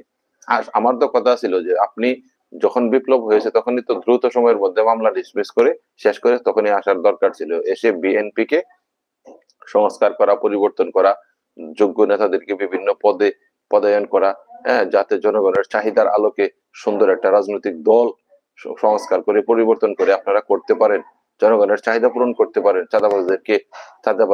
চাঁদাবাজদেরকে বহিষ্কার করা, শাস্তি দেওয়া, ভালো নেতাদেরকে বিভিন্ন পদে দেওয়া, এগুলা করার দরকার ছিল, কিন্তু উনি আসতে পারেন নাই এই সংস্কারপন্থীদের কারণে, ভারতপন্থীদের কারণে। এই ভারতপন্থীরাই আটকে দিয়েছে তাকে, মানে ভারতের ইশারায় আটকে দিয়েছে। এখন ভারতের ইশারা মিলেছে, সবুজ সংকেত মিলেছে যে তোমরা দাসত্ব মেনে নিয়েছো, আসো, এখন আসবে। এই হইল অবস্থা। তো এই হইল অবস্থা। এই জন্য দেখুন যেটা বললাম যে যে রাজাকার রাজাকার খেলা, আবার ইশতেহার, একদল জনগণের পক্ষ থেকে মতামত দিয়ে ইশতেহার করতেছে জনতার ইশতেহার, আর একদল ভারতের কাছ থেকে উহি আসলে করবে ভারতের ইশতেহার। আর আর আগে যাদেরকে বলতো দেশপ্রেমিক, রাজাকার বলতো না, তারা রাজাকার ছিল না, এখন তাদেরকে বলতেছে নতুন করে রাজাকার। এইভাবে দ্বিমুখী বক্তব্য যত বেশি বেশি দিবেন, যত বেশি প্রচার করবেন, তত বেশি কিন্তু আপনাদের জনপ্রিয়তা কমবে। এক ফজো পাগলা, হ্যাঁ, এই ট্রাইব্যুনাল মানে না, এই মানে না, সেই মানে না, বিচার মানে না, বারবার মিডিয়াতে গিয়ে অধ্যত্ব দেখিয়েছে। ওই দিন নাকি আদালতে গিয়ে সে স্যালেন্ডার করে, ভুল স্বীকার করে, তৌবা টোবা করে ভালো মানুষ হয়ে চলে আসছে। তো এটা একটা এটা কি বিশ্বাস করার মতো? হ্যাঁ, এটা কি বিশ্বাস করার মতো? সে তো বিপদে পড়ে বলতে পারে এখন যে ঠিক আছে আমি সরি করলাম, তো সরি করলে ওনাকে ছাড়া দিতে হবে? এরকম দেশ বিরোধী, সংবিধান বিরোধী কথাবার্তা উনি ডাইরেক্ট বারবার বলছে, ওনার বিরুদ্ধে কোনো শাস্তি হলো না। তো এইরকম উল্টাপাল্টা বক্তব্য যত বেশি দিবে, তত বেশি আপনাদের জনপ্রিয়তা কমবে। আপনারা কেন জনগণের পালস বুঝেন না, জনগণের চাহিদা বুঝেন না? জামাত যেটা করেছে, আপনারা তো পারতেন জামাতের আগে ওই রকম অনলাইন প্ল্যাটফর্মে সরাসরি ডাক দিতে পারতেন যে সবাই এসো, আমরা ইশতেহার করতে চাই, তোমাদের কি চাহিদা, তোমরা কি চাও, জনগণের চাহিদার আলোকে তোমরা পরামর্শ দাও, তোমাদের পরামর্শ নিয়ে আমরা জনতার ইশতেহার করব।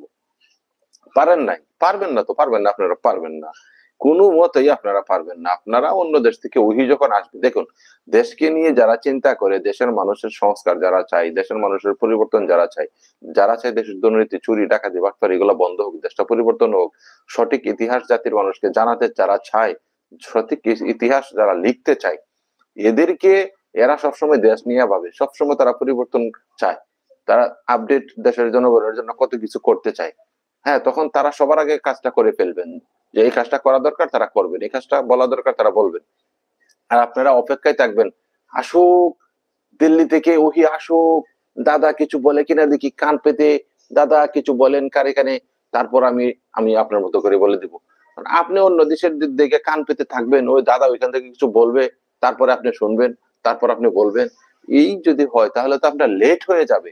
আপনার জনগণের চাহিদা বুঝে তো রাজনীতি করতেছেন না, আপনি তো দিল্লির চাহিদা বুঝে রাজনীতি করতেছেন। তাহলে তো আপনি পিছিয়ে পড়ে যাবেন সব সময়।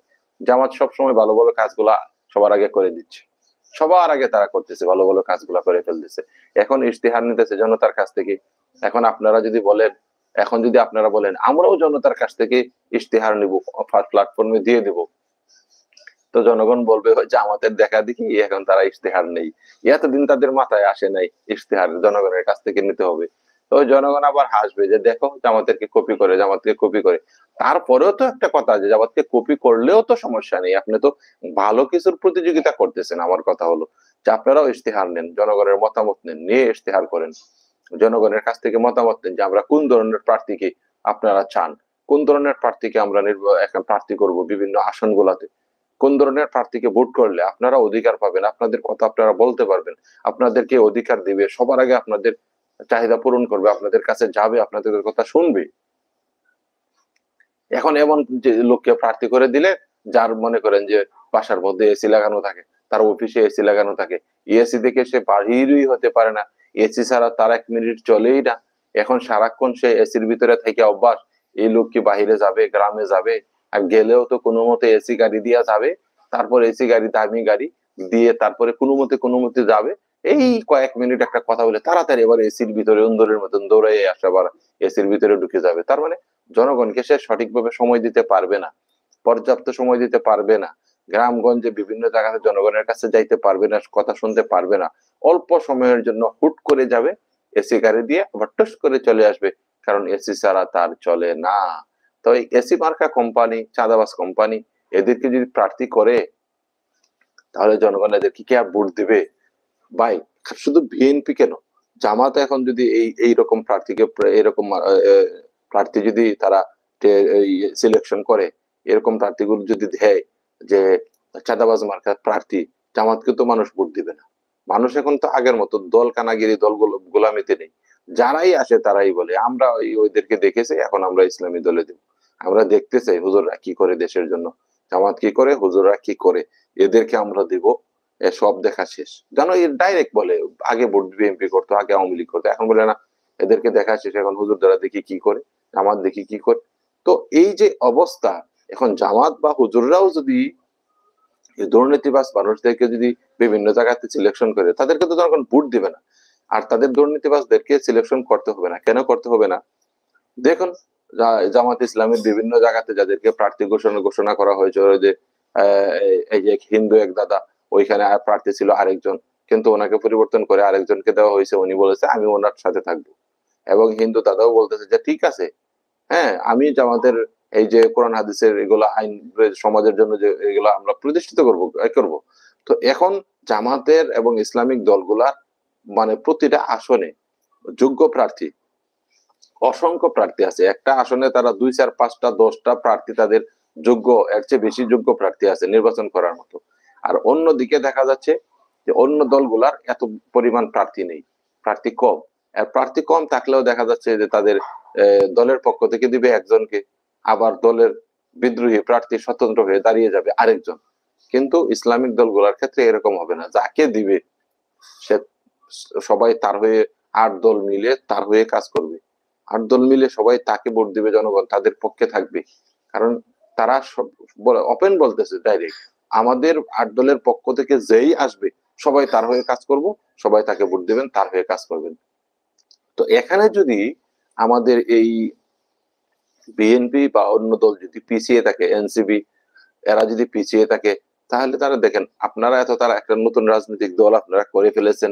এখন আপনাদের সুযোগ ছিল যে আপনারা এই সুযোগে জনবান্ধব আইন তৈরি করে, জনবান্ধব একটা রাজনৈতিক দল, জনগণের মতামত নিয়ে সুন্দরভাবে অতি অল্প সময়ের কাজে, আপনার যেহেতু জুলাই বিপ্লবে আপনাদের অংশগ্রহণ আছে, আপনারা সামনে ছিলেন, আপনাদের নেতৃত্বে এই জুলাই বিপ্লবটা হয়েছে, প্রধান সারিতে আপনারা ছিলেন। তারপরে জামাত ইসলামী ছাত্র শিবির, বিএনপি ছাত্রদল, তারা বিভিন্ন দল, ইসলামিক দলগুলা সহ সবাই, চরমনের দল, হেফাজতের বিভিন্ন রাজনৈতিক দল, মামুনুল হক সাহেবের যে রাজনৈতিক দল, বা আহমদ আব্দুল কাদের বাচ্চু সাহেবের যে বিভিন্ন রাজনৈতিক দল, ইসলামিক দলগুলা, তারাও ছিল। কিন্তু আপনাদের তো একটা সুযোগ ছিল, আপনারা জামাত শিবির যেভাবে রাজনীতি করে, জনবান্ধব রাজনীতি করে, জনগণের পাশে চলে যায়, তাদের মতামত নেই, তাদের অংশগ্রহণ চায়, এরকম করে যদি আপনারা প্রতিযোগিতা, ভালো কাজের প্রতিযোগিতার মধ্য দিয়ে রাজনৈতিক ভাবে চেষ্টা করতেন এগিয়ে যাওয়ার, অল্প সময় আপনারা ভালো কিছু করতে পারতেন। তো আপনারাও দেখা যাচ্ছে এখন উল্টা পাল্টা বক্তব্য দিয়ে, জামাতকে নিয়ে, ইসলামিক দলগুলোকে নিয়ে উল্টা পাল্টা বক্তব্য দিতেছেন, দিয়ে আপনারা চাইতেছেন মাঠে আপনারা একেবারে বিশাল কিছু করে ফেলবেন। কিন্তু বাস্তবতা হচ্ছে, যত উল্টা পাল্টা বক্তব্য দিবে যেই দলেরই হোক, ওই দলের জনপ্রিয়তা কমবে। মানুষ ওই দলকে, তারা ওই প্রার্থীকে, ওই দলের এই উল্টা পাল্টা প্রার্থীকে ভোট দিবে না আগের মতো। এখন দিবেন, এখন পরিবর্তন হয়ে গেছে।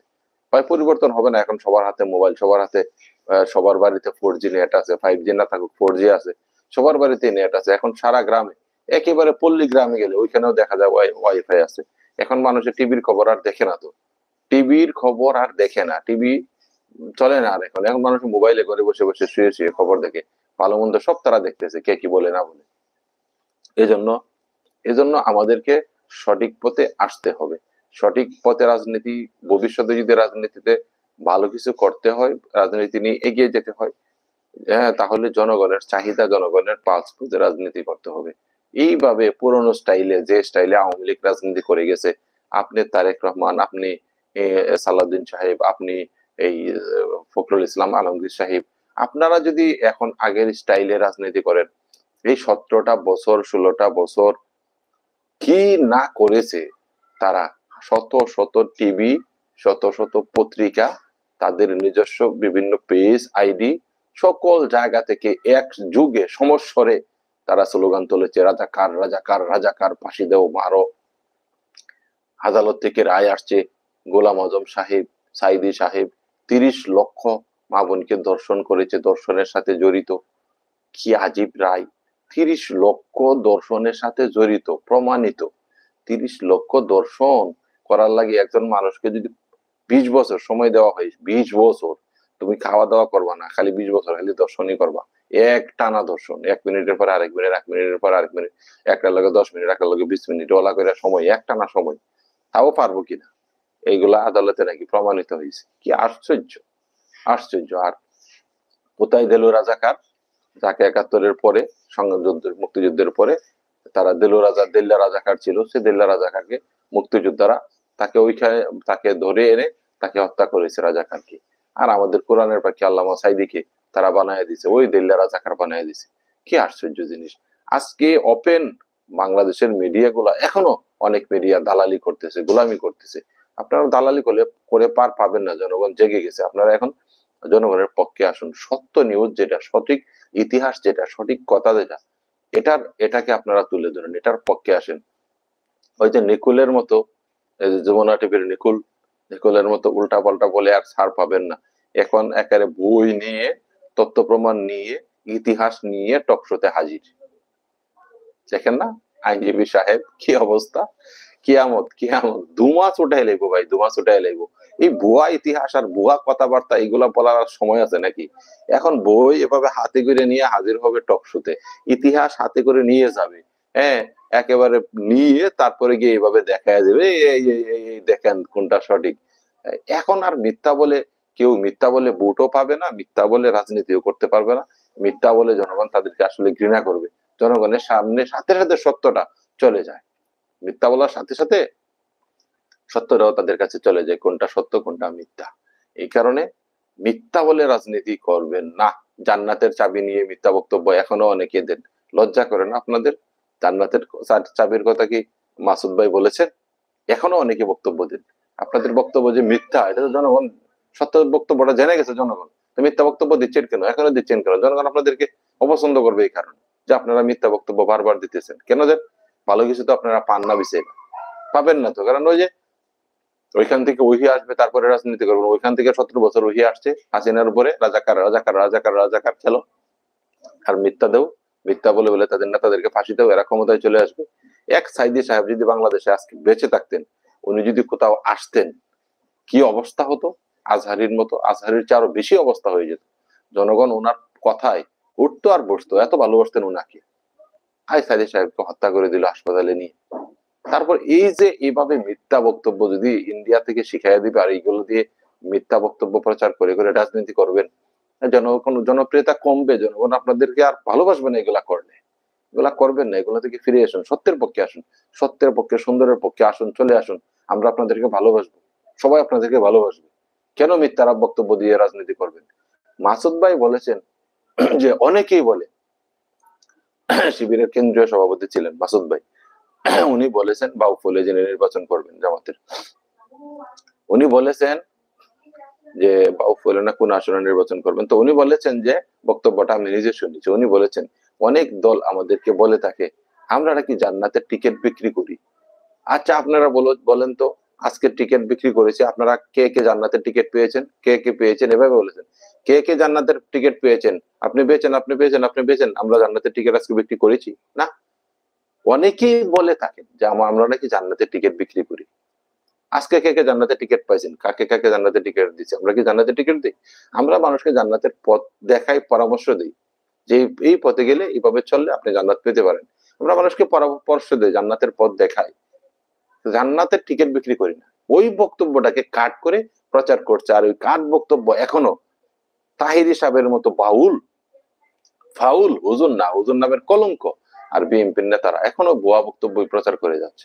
অথচ জনগণ এর আগে সত্যটাও দেখে গেছে, জেনে গেছে যে কোনটা সত্য বক্তব্য না সরাসরি বক্তব্য। এইভাবে সুনামগঞ্জের শিশির মোহাম্মদ মনির কেন্দ্রীয় সাবেক সেক্রেটারি ছিল শিবিরের, কেন্দ্রীয় সেক্রেটারি ছিল শিবিরের, যিনি সুপ্রিম কোর্টের বড় আইনজীবী। উনি বলেছেন বাংলাদেশ একটা মুদ্রা, আমরা যদি বাংলাদেশ একটা মুদ্রা ধরি, তো এই মুদ্রার এপিঠ ওপিঠ হলো হিন্দু মুসলমান। আমরা এই মুদ্রায় এপিঠে ওপিঠে হিন্দুরা পূজা করে, মুসলমানরা রোজা করি। কোনো সমস্যা নাই, সংঘাত নেই, মারামারি কাটাকাটি হিংসা প্রতিহিংসা কিছু নেই। একই মুদ্রার এপিঠ ওপিঠ একসাথে বসবাস করি, কাছাকাছি আছি, আমরা থাকি, একই গ্রামে থাকি। ওরা পূজা করে শান্তিতে, আমরা রোজা করি, আমাদের ধর্মীয় উৎসব, ওরা পূজার উৎসব করে আর আমরা রোজা পালন করি শান্তিতে। কেউ কাউকে বাধা দিচ্ছে না, কোনো সমস্যা নেই আমাদের মধ্যে। কত মিল মহব্বত আমাদের মধ্যে, একই মুদ্রায় আমরা এপিঠে ওপিঠে বাস করি মিলেমিশে, যার যার ধর্ম পালন করি, কোনো সমস্যা নেই আমাদের। এই সুন্দর বক্তব্যটাকে কাট করে দিয়ে রোজার সাথে তুলনা করেছেন, পূজার ইমান চলে গেছে, ইমানুল্লাহর ঘরের ইমানুল্লাহ। অন্য দেশ থেকে শিখাই দিবে বাটপারি বক্তব্য, মিথ্যা বক্তব্য কাট করে প্রচার করবা তোমরা। এই তাহিরি সাহেবকে আরেকদিন ধুলাই করতে হবে। তারে তাহিরি আরেক ইবলিশ, আরেকজন মুসলমান, তুমি একজন আলেম নিজেকে দাবি করো, মিথ্যা বক্তব্য তুমি আবার প্রচার করো নিজে। আল্লাহ রাসূলের হাদিস হচ্ছে মুনাফিকের তিনটা বড় আলামত। অনেকগুলো মুনাফিকের বড় আলামত আছে, এর মধ্যে মানে ছোট আলামত আছে অনেক, কিন্তু বড় আলামতের মধ্যে তিনটা আলামত হচ্ছে যে মিথ্যা কথা বলে, সে হচ্ছে মুনাফিক। যে ওয়াদা খেলাফ করে, ওয়াদা করে জাতির সাথে এক ধরনের নির্বাচনে যাওয়ার আগে এই করব সেই করব হ্যান করে গা ত্যান করে গা, নির্বাচন জেতার পরে জনগণের বাস দেয়, আগে যে ওয়াদা করেছিল এগুলো মনে থাকে না। তার মুনাফিক। আপনার সাথে আমি ওয়াদা করলাম, বলে গেলাম, ওয়াদা খেলাফ করে দিলাম, আবার ওয়াদা ঠিক নাই, মুনাফিক। এইভাবে মিথ্যে বললে মুনাফিক, ওয়াদা খেলাফ করলে মুনাফিক, আমানতের খেয়ানত করলে মুনাফিক। আমানত কি? আপনার কাছে কেউ টাকা পয়সা ধন সম্পদ দিয়েছে, এটা আমানত। আপনি একজন পিতা হিসেবে ছেলে মেয়েদেরকে সঠিক শিক্ষা দেবেন, এটা আমানত। আপনি একজন স্ত্রী হিসাবে স্ত্রীর সতীত্ব বজায় রেখে স্বামীর সংসার দেখাশোনা করবেন, সেটা আমানত। আপনি একজন স্বামী হিসাবে স্ত্রীর অধিকার দিবেন, সন্তানদের অধিকার দিবেন, প্রতিবেশীর অধিকার পালন করবেন, আমানত। আপনি একজন ভোটার হিসাবে সঠিক জায়গায় ভোট দিবেন, চুর বাটপারদেরকে দিবেন না, সঠিক নেতা সিলেকশন করবেন, আপনার আমানত। সঠিক আমানতের ভোটটা আপনার সঠিক জায়গায় প্রয়োগ করবেন, এটা আমানত। আপনার কাছ থেকে আপনার যে প্রাপ্য রাষ্ট্র পাইবে, রাষ্ট্রের যে প্রাপ্য আপনি পাইতেন এটা পাইতেন, রাষ্ট্র তার আমানতের দায়িত্ব পালন করবে, নেতারা তাদের আমানতধারী তার দায়িত্ব পালন করবে, আপনিও আপনার আমানতের সাথে পালন থেকে ভোট দিবেন, এটাও আমানত। আমানত অনেক কিছু, আমানত অনেক কিছু। আমানত আপনার চরিত্রটাও আপনার কাছে একটা আমানত, আপনার সততাও আপনার কাছে আমানত, সবগুলাই আমানত। আমানতের বিশাল ব্যাখ্যা। আমানত এমন এক জিনিস, এই আমানতের খেয়ানত যারা করবে এরাও মুনাফিক। তাহলে তিনটা বড় বড় মুনাফিকের আলামত বললাম, যে মিথ্যা যারা বলবে আমানত, ওয়াদার খেলাফ যারা করবে মিথ্যা বলবে মুনাফিক, ওয়াদার খেলাফ করবে মুনাফিক, আমানতের খেয়ানত করবে মুনাফিক। তো আপনি একজন তাহিরি হিসেবে পাউল থেকে গান গাইতে গাইতে মাজারের মধ্যে হয়ে গেলেন বক্তা হয়ে বিশাল জনপ্রিয়তা। এখন আপনি একজন আলেম কি বক্তব্য দিয়েছে তার পুরোটা আপনি শুনবেন, শুনে তারপরে আপনি এটার মন্তব্য দিবেন, এটার প্রচার করবেন, সে কি বলেছে না বলেছে, সঠিক বিষয়টা আপনি তুলে ধরবেন। কিন্তু আপনি খণ্ডন বক্তব্য, ছোট বক্তব্য, কাট বক্তব্য এটা প্রচার করে তারপরে তাদেরকে ঘায়েল করবেন, তাদের উপরে মিথ্যা তহমত আবার উঠাইয়া দিবেন, তুলে দিবেন। এইগুলা করে মিথ্যা বলে একদিকে আল্লাহর কাছে মুনাফিক হিসেবে চিহ্নিত হবেন, আরেকদিকে জাতি এই মিথ্যা বক্তব্যের কারণে আপনাদেরকে ভোট দিবেন, আপনাদেরকে সাপোর্ট দিবেন, আপনাদেরকে মানুষ ত্যাগ করতে থাকবে, ত্যাগ করবে, ছেড়ে দিবে। তো এই জন্য আসুন, এই যে রাজনীতি শুরু হয়েছে বাংলাদেশে, পচা রাজনীতি, যে বস্তা পচা রাজনীতি, যে মিথ্যা ইতিহাস যুগ যুগ ধরে চলে আসছে, আমাদের জাতিকে এখনো আমাদেরকে সঠিক ইতিহাস আমরা আমরা আমরা এখনো সঠিক ইতিহাস জানতে পারলাম না। দেখুন, আপনারা যারা ইলিয়াস হোসেন ভাইয়ের বক্তব্য দেখেন, পিনাকি দাদার বক্তব্য দেখেন, ভিডিও দেখেন, আপনাদের জানার কথা ইলিয়াস ভাই এই গতকালকেও ওনার বক্তব্যটা আমি দেখলাম, উনি বলেছেন যে আসলে কথাটা তো যুক্তি আছে যে 16ই ডিসেম্বর পাকিস্তানের সেনাবাহিনী আত্মসমর্পণ করে চলে গেছে, পাকিস্তান থেকে পাকিস্তানি সেনাবাহিনী থেকে মুক্তি হয়েছে, কিন্তু বাংলাদেশের প্রতিটা জেলা বিভাগ ডিসি অফিস সবকিছু তখন ভারতের সেনাবাহিনীর কন্ট্রোলে অধীনে ছিল, তারা দখল করেছিল।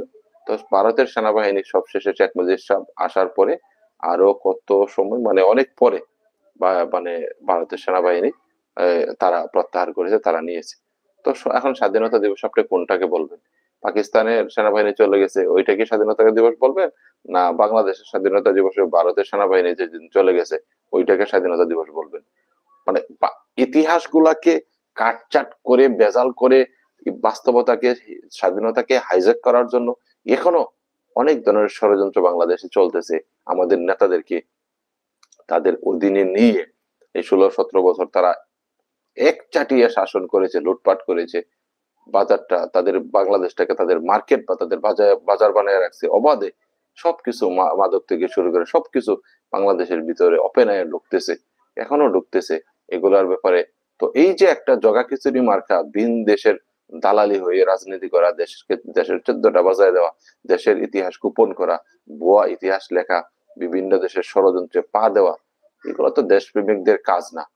আমরা চাই বাংলাদেশের মানুষ সঠিক ইতিহাস জানুক, সঠিক ইতিহাস পড়ুক, সঠিকভাবে আমাদেরকে আমাদের নেতারা নেতৃত্ব দিক। আমরা তো এই ভুয়া নেতা দেখতে চাই না, এই ভুয়া রাজনীতি দেখতে চাই না। সত্যকে আড়াল করে মিথ্যাকে সামনে এনে জাতির সন্তানদেরকে গেলানো হবে, পড়ানো হবে। এগুলো জাতির সন্তানরা পরে পরীক্ষা দিবে, আমাদের বাচ্চা কাচ্চারা টাকা পয়সা নষ্ট করি, তাদেরকে আমরা লেখাপড়া করাবো, লাখ লাখ টাকা খরচ করি, ভুয়া ইতিহাস পড়াবো, আপনারা ভুয়া, এগুলো আমরা তো চাই না। এখন পরিবর্তনের রাজনীতির সময়, 54 বছর পরে মানুষ ঘুরে দাঁড়াইছে। খালি বাংলাদেশের মানুষ ঘুরে দাঁড়ায় না, আপনি ইন্ডিয়াতে দেখুন না কি শুরু হয়েছে, বাবরি মসজিদ। বাবরি মসজিদের প্রতিটা ইট কথা বলবে, আরে প্রতিটা ইট কথা বলবে। দেখেন না নতুন বাবরি মসজিদ একটা ভাঙছেন না, একটা বাবরি মসজিদ ভাঙছেন না, কতটা বাবরি মসজিদ হবে পৃথিবীতে, খালি তো শুরু। এইভাবে মানুষ কিন্তু এখন সত্যের পক্ষে। এক হিন্দু আপা, সেও দেখলাম চলে আসছে বাবরি মসজিদ দেখার জন্য, বাবরি মসজিদের নতুন বাবরি মসজিদ হবে, সেও উৎপল্ল, সেও বলতেছে যে আমরা যদি হিন্দুরা মন্দির করার অধিকার রাখি, মন্দির বানাইতে পারি, তা মুসলমানদেরও, তারাও তাদের মসজিদ বানানোর অধিকার রাখে, অধিকার। তো আমাদের কথা হলো আপনারা আমাদেরকে শাসন করবেন, আপনারা আমাদেরকে সঠিক ইতিহাস, আমরা শাসন করার অধিকার আছে, আমাদেরও তো অধিকার আছে সঠিক ইতিহাস গুলা জানার, বুঝার। আমরা ভুয়া ইতিহাস আমাদেরকে জানাবেন, জাতির সাথে প্রতারণা করবেন, 54 বছর ধরে প্রতারণা করতেছেন, মিথ্যা মিথ্যা জাতিকে গিলাচ্ছেন, শিখাচ্ছেন। কি জন্য? কি জন্য? কি লাভের জন্য? নিজেরা টাকা, কোটিপতি হওয়ার জন্য, জনগণের টাকা পয়সা লুটপাট করে অনেক টাকার মালিক হবেন এজন্য। তো এগুলা করে শেষ পর্যন্ত কি হবে? পালাইয়া যাইতে হবে। এই রাজনীতি যারা বাংলাদেশে এখনো করতে চান, পুরানো অন্য দেশের, ভিন দেশের শিখানো রাজনীতি যারা 17 বছর যারা করেছে, অন্য দেশের থেকে যা বলে দেওয়া হয়েছে তাই করছে, এগুলা করে তো শেষ পর্যন্ত গদি টিকাইতে পারলো না, ওইখানে চলে গেল।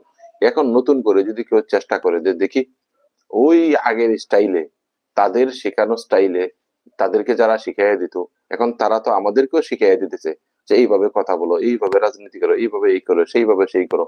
এইভাবে এখনো আমরা রাজনীতি করব তাদের স্টাইলে, তাদের স্টাইলে রাজনীতি করে, তাদের মতো 16-17 বছরের জন্য ক্ষমতা দখল করে, আবার আমরা লুটপাট করে দেশটাকে একেবারে ফকির করে আমরা বিদেশে বাড়ি গাড়ি করে তাদের মতো আমরাও চলে যাব। এটা যদি ভাবেন তাহলে এই আগের সময়টা এখন আর নেই, আগের সময় চলে গেছে, আগের সময় পাল্টে গেছে। প্রতিটা মানুষের সচেতন এখন, আমি দেখেছি প্রতিটা মানুষ। কিছু দল কানা মানুষ আছে দুইটা দলের মধ্যে, যেটা পালাই গেছে আর যেটা এখন ক্ষমতায় আসতে চাইতেছে রাতারাতি। এদের মধ্যে কিছু অল্প সংখ্যক দল কানা মানুষ আছে, আর বাকি তাদের যারা সচেতন নাগরিক, সচেতন মানুষ, এরা কিন্তু দল কানা না, এরা কিন্তু সত্য উপলব্ধি করতেছে, বুঝতেছে, এবং তারাই বলতেছে যে আমরা আর তাদেরকে ভোট দেবো না, এখন মোল্লাদেরকে ভোট দেবো, হুজুরদেরকে ভোট দেবো। তাহলে কি?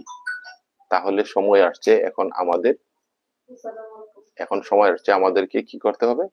আওয়াজ তুলতে হবে, প্রত্যেকে যার যার জায়গা থেকে, প্রত্যেকে যার যার জায়গা থেকে আওয়াজ তুলতে হবে। প্রবাসীদেরকে নিয়ে খেলা করা যাবে না, তামসা করা যাবে না। প্রবাসীদের অধিকার, ভোটের অধিকার, সকল অধিকারী যে আসিফ আসিফ নজরুল সাহেব প্রবাসীদেরকে নিয়ে কি বলেছেন, আপনি প্রবাসীদেরকে নিয়ে আপনার তো চুলকানি কেন, এত সমস্যা কেন? প্রবাসীদেরকে তো সেলুট দিবেন, প্রবাসীদেরকে সেলুট করবেন, প্রবাসীদের পায়ে দরকার লাগে চুমা দিবেন। এরা টাকা দিবে, ডলার দিবে, এরা রেমিটেন্স দিবে, আর তাদেরকে নিয়ে তামাশা করবেন কেন? এদেরকে নিয়ে তামাশা করবেন কেন? এদেরকে নিয়ে উল্টাপাল্টা বক্তব্য দিবেন কেন? এদের অধিকার এরা পাবে না কেন? তো এগুলো হলো বিষয় যে বাংলাদেশের মানুষ এখন আগের চেয়ে অনেক সচেতন। বাংলাদেশের মানুষ এখন পরিবর্তন চায়। এই পরিবর্তনের সাথে যারা খাপ খাওয়াইতে পারবে, মিলতে পারবে, এই পরিবর্তনকে যারা ধারণ করবে, তারা ভোট পাবে। তারা আগামীতে এমপি হবে, মন্ত্রী হবে, তারা সংসদে যাবে। তারপরে জামাতের আমির সাহেব কত সুন্দর আরেকটা কথা বলেছেন। আরে এগুলা তো মানুষের মন কেড়ে নিচ্ছে তারা, কিন্তু আপনাদের কাছ থেকে এরকম বক্তব্য আসে না কেন? জামাতের আমির সাহেব বলেছেন যে জামাত বা আট দল যদি, আমরা যদি 200 আসনও পাই, মানে 151টা আসন পাইলেই তো সরকার, নাকি? এই জায়গায় যদি 200 আসনও পাই, তারপরেও আমরা চাই জাতীয় সরকার গঠন করতে, মানে সকল দলের অংশগ্রহণ থাকবে এই সরকারে। মানে এই বক্তব্য দেওয়ার সাহস কার আছে? কে এই বক্তব্য দিতে পারবে বলেন তো? বিএনপি পারবে বক্তব্য দিতে? আওয়ামী লীগ পারবে তারপরে এর বক্তব্য দিতে? এবং জামাত যেটা বলে সেটা কিন্তু করে, যা বলবে সে তারিখ আমার 19-20 হবে না, সেটা করবেই। তো এই বক্তব্য জামাত দিতে পারে, তো আপনারা দিতে পারেন না কেন? জামাত যদি জনগণের মতামত নিয়ে ইশতেহার করতে পারে, তো আপনারা জনগণের মতামত দিতে পারেন না কেন? আপনারা কেন জনগণের মতামতকে অবজ্ঞা করেন? জনগণের মতামতকে, জনগণের সংস্কার চিন্তা ভাবনাকে, সংস্কারের প্রস্তাবগুলাকে, এগুলাকে কেন আপনারা মানে বন্ধ করে দিলেন, স্টপ করে দিলেন? কেন আলাদা গণভোট হতে দিলেন না? কি আপনারা যেই টাকা বা প্রতিদিন বাংলাদেশ থেকে শুধু চাঁদা তোলেন, একদিনের চাঁদার টাকা যদি শুধু পাঠায় দেন ইউনুসের কাছে, যে ইউনুস সাহেব, আমরা দেশকে ভালোবেসে দেশে সংস্কার চাই, আলাদা একটা গণভোট হোক, সংস্কার বিলগুলা পাস হোক, প্রস্তাবগুলা পাস হোক, এজন্য আমরা একদিনের চাঁদার টাকা দিয়ে দিলাম। এই একদিনের চাঁদার টাকা দিয়েই তো একটা নির্বাচন হয়ে যাবে, আলাদা গণভোট হয়ে যাবে। এখানে তো আর মানে সবাই যাবে, লাইন ধরে ভোট দিয়ে চলে আসবে শান্তিপূর্ণ। এখানে তো প্রার্থী নেই, মারামারি, কোদাকুদি, ফাটাফাটি, এত কিছু নেই। একটা ব্যালট থাকবে, ভোট দিবে, চলে আসবে। এটা তো একবারে সিম্পল, সাধারণ বিষয়। হ্যাঁ, তো এখানে বলছে ব্যালট ছিনতাই করে, চুরি করে কেউ নিয়েও যাবে না, কেউ ভোট কেউ নেওয়ার চেষ্টা করবে না। কারণ সিস্টেমই থাকবে একটা, ব্যালটের ভোট দিয়ে আসবে, হা না, ওইখানে। তো এইটা আপনারা ঠেকাই দিলেন। আপনারা যদি জনগণের ইচ্ছা আকাঙ্ক্ষাকে ধারণ করতে না পারেন, তো জনগণ আপনাদেরকে ভোট দেবে আগের মতো, দিয়ে আপনাদেরকে ক্ষমতায় আনবে? আপনারা এখনই যা করতেছেন তা তো জনগণ দেখতে শিখতেছে। আপনারা সংস্কার আটকায় দিলেন, আপনাদেরকে আবার জনগণ আবার ভোট দিবে, দিয়ে আবার আপনাদেরকে ক্ষমতায় বসাবে। আপনারা একদিনের চাঁদার টাকা দিলেই এরকম গণভোট, 2, 4, 5টা গণভোট হবে। একদিনের টাকা বাংলাদেশ থেকে যে পরিমাণ চাঁদা ওঠে, এই টাকাগুলো সরকারকে দিয়ে দিলে একদিনের চাঁদার টাকা দিয়ে 4, 5টা গণভোট হইতে পারত। কিন্তু আপনারা দিলেন না, আপনারা চাঁদাবাজি নিয়ে ব্যস্ত আছেন। জনগণের মতামত নিবেন না, জনগণের মতামতের ভিত্তিতে ইশতেহার করবেন না, জনগণের মতামতের ভিত্তিতে সংস্কার হতেও দিবেন না। আবার আপনারা ইন্ডিয়ার প্রেসক্রিপশনে উল্টাপাল্টা বক্তব্য দিয়ে দেশপ্রেমিকদেরকে এখন রাজাকার বানাবেন, রাজাকার বানাবেন। হ্যাঁ, তো এইভাবে উল্টাপাল্টা করবেন যত, উল্টাপাল্টা মিথ্যা বক্তব্য দিবেন যত, আপনাদের জনপ্রিয়তা কমবে তত। এটাই বাস্তবতা। দেখেন না এই কি হয় নির্বাচনের সামনে। জনগণ কি আগের মতো আছে যে আগের মতো 50 টাকার চা খাইয়া মানুষ ভোট দিয়ে চলে আসবে আপনাদেরকে? বাংলাদেশের প্রতিটা জায়গায় জায়গায়, প্রতিটা সেক্টরে দুর্নীতি, প্রতিটা জায়গায় জুলুম, প্রতিটা জায়গায় সমস্যা, প্রতিটা সেক্টরে, প্রতিটা অফিসে না কোনো সুন্দর একটা শিক্ষা ব্যবস্থা আছে যেখানে লেখাপড়া করে জ্ঞান বিজ্ঞানী তৈরি হবে, আইনস্টাইন তৈরি হবে? কিচ্ছু নাই। ইবনে সিনা তৈরি হবে? কিছু নাই। কবি নজরুল, রবীন্দ্রনাথ তৈরি হবে? কিচ্ছু নাই। লেখাপড়ার নামে সব চলতেছে ভুয়া, ভুয়া ভুয়া চলতেছে সব। এইভাবে প্রতিটা জায়গায়, এই যে জমি জমার রেজিস্ট্রেশন, জমি জায়গার বিষয়গুলোতে কত দালালি। হ্যাঁ, দেখা গেল যে নামজারি করতে গেলে টাকা মানে কত হাজার হাজার টাকা, 10,000, 20,000 টাকা। সাধারণ একটা সমস্যা কয়েকশো টাকায় সমাধান হয়ে যাবে, কিন্তু সেখানে দেখা যাচ্ছে যে হাজার হাজার টাকা।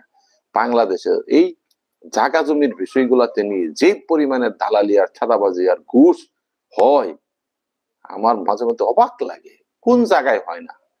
প্রতিটা সেক্টরে, প্রতিটা জায়গাতে এইরকম। এই যে বাংলাদেশের যারা চাকরিজীবী, সরকারি যারা চাকরি নিয়েছে, সারা বাংলাদেশে টোটাল আপনি দেখেন যারা সরকারি বিভিন্ন জায়গায় সরকারি চাকরিতে নিয়োজিত আছে, মানে আমার তো মনে হয় যে 100-র মধ্যে 100-র মধ্যে সর্বোচ্চ 10% চাকরি ঘুষ ছাড়া হয়েছে আমার কাছে লাগে। আর বাকি আমার অ্যানালাইসিস বলে যে বাকি 90% চাকরি বড় অঙ্কের ঘুষের মাধ্যমে হয়েছে। লাখ লাখ টাকা ঘুষ দিয়ে পুলিশের চাকরি নিতে গেলে, হ্যাঁ, এইরকম চাকরি নিতে গেলে ঘুষ, ঘুষ ছাড়া চলেই না। বরং সেনাবাহিনীতে চাকরি নিতেও অনেক সময় ঘুষ দেওয়া লাগে। এইভাবে ঘুষ, ঘুষ আর ঘুষ, ঘুষ আর ঘুষ, দুর্নীতি আর দুর্নীতি প্রতিটা জায়গাতে, প্রতিটা ব্যবসা বাণিজ্য, কল কারখানা সব জায়গাতে দুর্নীতি। হ্যাঁ, তো এই যে একটা বিষয়, হ্যাঁ, তো এইভাবে যদি অন্য দেশের ইশারায় রাজনীতি করে, অন্য দেশের কথায় রাজনীতি করে, অন্য দেশের কথায় নেতারা উঠে আর বসে দেশের চিন্তা, জনগণের চিন্তা যদি না করে, এদের মতো দল আমাদের বাংলাদেশের দরকার নাই। যে দলই হোক, এটা জামাত হলেও এটা, বিএনপি হলেও এটা, আওয়ামী লীগ হলেও এটা, জাতীয় পার্টি হলেও এটা, এদের মতো দল আমাদের দরকার নাই। যে দল দেশের চিন্তা করবে তাকে আমরা ভোট দেবো। মোল্লা হোক আর যাই হোক, এটা আমাদের চিন্তা করার দরকার নেই। দেখুন, এই পাকিস্তান আমল থেকে শুরু করে, ব্রিটিশ আমল থেকে শুরু করে, বাংলাদেশের যতটা চিনির কল ছিল, যতটা চিনির কল বাংলাদেশে ছিল, প্রতিটা চিনির কল বন্ধ হয়ে গেছে, আস্তে আস্তে বন্ধ হইতে হইতে। মানে হাজার হাজার মানুষ তাদের আখ উৎপাদন করতো, এখান থেকে তারা লাভ করতো। আবার আবার চিনির কল থেকে দেশীয় উৎপাদন, এখানে হাজার হাজার কর্মচারী ছিল, এখানে চিনি উৎপাদন হইতো, দেশীয় চিনি মানুষ পাইতো। এখন সব বন্ধ করে দিতে সব কিছু বন্ধ করে দিয়া ভিন দেশের উপরে, অন্য দেশের উপর আমরা নির্ভর। অন্য দেশ থেকে এখন আমরা সব আমদানি করি, অন্য দেশ থেকে সব আমদানি করি। এইভাবে কল কারখানা, এপিজেড সহ বিভিন্ন বড় বড় কল কারখানা, ফ্যাক্টরি, হ্যাঁ, শিল্প কারখানা, এগুলো বন্ধ করে দিয়ে আমরা অন্য দেশের নির্ভরশীল হই, অন্য দেশ থেকে আমদানি করে আনি। তার মানে অন্য দেশকে লাভবান করে দেয়, ডলার দিয়ে কিনে আনি। ডলার তো এমনিতে চলে আসে না, আসমান থেকে পড়ে ডলার। কেন আমার দেশের বড় বড় কলকারখানা বন্ধ থাকবে? পাকিস্তান আমলে, ব্রিটিশ আমলের কলকারখানা, এগুলা বন্ধ হয়ে যাচ্ছে কেন? এগুলোকে চালু করার ব্যবস্থা করা হয় না কেন? এখানে সরকারের ভর্তুকি দিয়ে চালু করবে, তারপর এটাকে আস্তে আস্তে লাভজনক অবস্থায় নিয়ে আসবে। এখানে তো দুর্নীতিবাজ এই কর্মকর্তা কর্মচারী দিয়ে হবে না, এখানে সৎ কর্মকর্তা কর্মচারী দরকার, যারা এই প্রতিষ্ঠানগুলা চালু করবে, কলকারখানাগুলা, এই চিনির মিলগুলা চালু করবে, এখান থেকে এগুলোকে লাভজনক অবস্থায় নিয়ে যাবে, দরকার, এইরকম দরকার। কিন্তু এখানে চোর ঢুকাইয়া দিলে, দুর্নীতিবাজ ঢুকাইয়া দিলে, সুদখোর ঘুষখোর এদেরকে ঢুকাইয়া দিলে তো হবে না। তো এই কারণে আমাদের কিন্তু আওয়াজ তুলতে হবে, আমাদের কিন্তু কথা বলতে হবে, আমাদেরকে আর ছাড় দিলে হবে না। আপনারা যদি ছাড় দেন, শুধুই ছাড় দেন, তাহলে তো আমাদের দেশটা একবারে নষ্ট হয়ে যাবে। এই চোরদের কাছ থেকে তো আর আমরা দেশটাকে উদ্ধার করতে পারবো না। দেশটাকে উদ্ধার করে এমন নেতাদের হাতে দিতে হবে, কাছে দিতে হবে, যাতে বাংলাদেশের প্রতিটা ইঞ্চি জমিনে, প্রতিটা ইঞ্চি জায়গাতে আইনের শাসন প্রতিষ্ঠিত হয়, ইনসাফ প্রতিষ্ঠিত হয়। যোগ্যতা আছে, চাকরি হবে। এই যে জুলহাস বিমান আবিষ্কার করলো, তার চাকরি হওয়ার দরকার ছিল বুয়েটে। বুয়েটে তার চাকরি হওয়ার কথা ছিল, কয়েক মিনিটের মধ্যে তার চাকরি দেওয়ার দরকার ছিল, একদিনের মধ্যে তার চাকরি হওয়ার কথা ছিল। কি আর সার্টিফিকেট? যে বেটা বিমান আবিষ্কার বানাইতে পারে তার আবার সার্টিফিকেট লাগে, সার্টিফিকেট তাদের ডিফা দিব? হ্যাঁ, সার্টিফিকেট দেখে ডিফা দিবে নাকি কোনো জায়গায় সার্টিফিকেট? যারা সার্টিফিকেট আছে, এরা যখন এগুলা পারে না, এগুলা করতে পারে না, যে পারে তার হয়তো যোগ্যতা আছে, তো সে বাস্তবে এগুলা শিখাবে, এগুলা জানাবে, বোঝাবে কিভাবে করতে হয়, ছাত্রদেরকে সাথে নিয়ে প্র্যাকটিক্যালি তাদেরকে বিজ্ঞানী বানাবে, আবিষ্কারক বানাবে, তারা দেখে দেখে এগুলো আবিষ্কার করবে, বানাবে। এইরকম যারা যোগ্য, অভিজ্ঞ, তাদেরকে যোগ্য জায়গায় দিতে হবে, জায়গায় জায়গায় তাদেরকে দিতে হবে। এইদেরকে দালাল টালাল দিয়ে আর হবে না। এই জন্য বলি, যারা এখনো আগের যুগে আছেন, বসবাস করতেছেন, ভুয়া বক্তব্য দিচ্ছেন, বারবার ভুয়া বক্তব্য প্রচার করেন, মিথ্যা বক্তব্য প্রচার করেন, এরা আপনাদের বক্তব্য জনগণ খাবে না। আপনিই একসময় বললেন জামাতের এরা কোনো দোষী না, অপরাধী না, এদেরকে এদেরকে প্রতিহিংসা করে এদেরকে হত্যা করা হচ্ছে, এদের বিচার করা হচ্ছে, এগুলো ভুয়া, এরা রাজাকার না। এখন আবার জামাতকে বলতেছেন এরা ৭১-এ কি করেছে আপনারা তো জানেন, এরা রাজাকার ছিল। তো এইভাবে যদি মিথ্যা বলেন, জনগণ মিথ্যা খাবে না। জনগণ জানে যে আওয়ামী লীগের রাজাকারের যে নতুন লিস্ট, সেখানে কি আছে, প্রতিটা জনগণই জানে। রাজাকার রাজাকার খেলা, ভিনদেশি খেলা, ভিনদেশ থেকে শিখে শিখে রাজনীতি করবেন, বাংলাদেশও তাদের দাবিদারি করবেন, আপনাদেরকে জনগণ ভোট দিয়ে ক্ষমতায় দিবে। এইরকম বোকা জনগণ আর বাংলাদেশ এখন নাই। আমরা বাংলাদেশের মানুষ চালাক হয়ে গেছি, আমরা সচেতন হয়ে গেছি, ঠিক আছে? এখন আর আগের সময় নাই, এখন আর আগের সময় নাই। আর ভোট চুরি করে জিতে যাবেন এই সময়ও নাই। দেখবেন এমন পাহারা দিবে জনগণ, ভোট চুরি করবেন, সাহসই করতে পারবেন না ভোট চুরি করার। সময় আসতেছে সামনে। আরে যারা হাসিনার মতন স্বৈরাচারকে পরাজিত করতে পারছে, এরা ভোট কেন্দ্রে পাহারা বসাইলে আপনারা ভোট চুরি করে জিতে যাবেন, কারিশমা করে জিতে যাবেন, পারবেন না তো। আর দেখাইছে না, ঢাকা ইউনিভার্সিটিতেই পারলেন না, ভোট চুরি করে, ভোট গণনা বেশ কম করে, রাইতের অনেক রাত বাজাইয়া রেজাল্টকে প্রভাবিত করে উল্টা পাল্টা করাইতে পারলেন না। চেষ্টা তো করলেন, পারলেন না তো, আমরা তো জানি সব, জনগণে তো জানে সব, চেষ্টা করে তো পারলেন না। আহাগো, এখন সামনেও পারবেন না, ফেল করবেন, এখনো সময় আছে।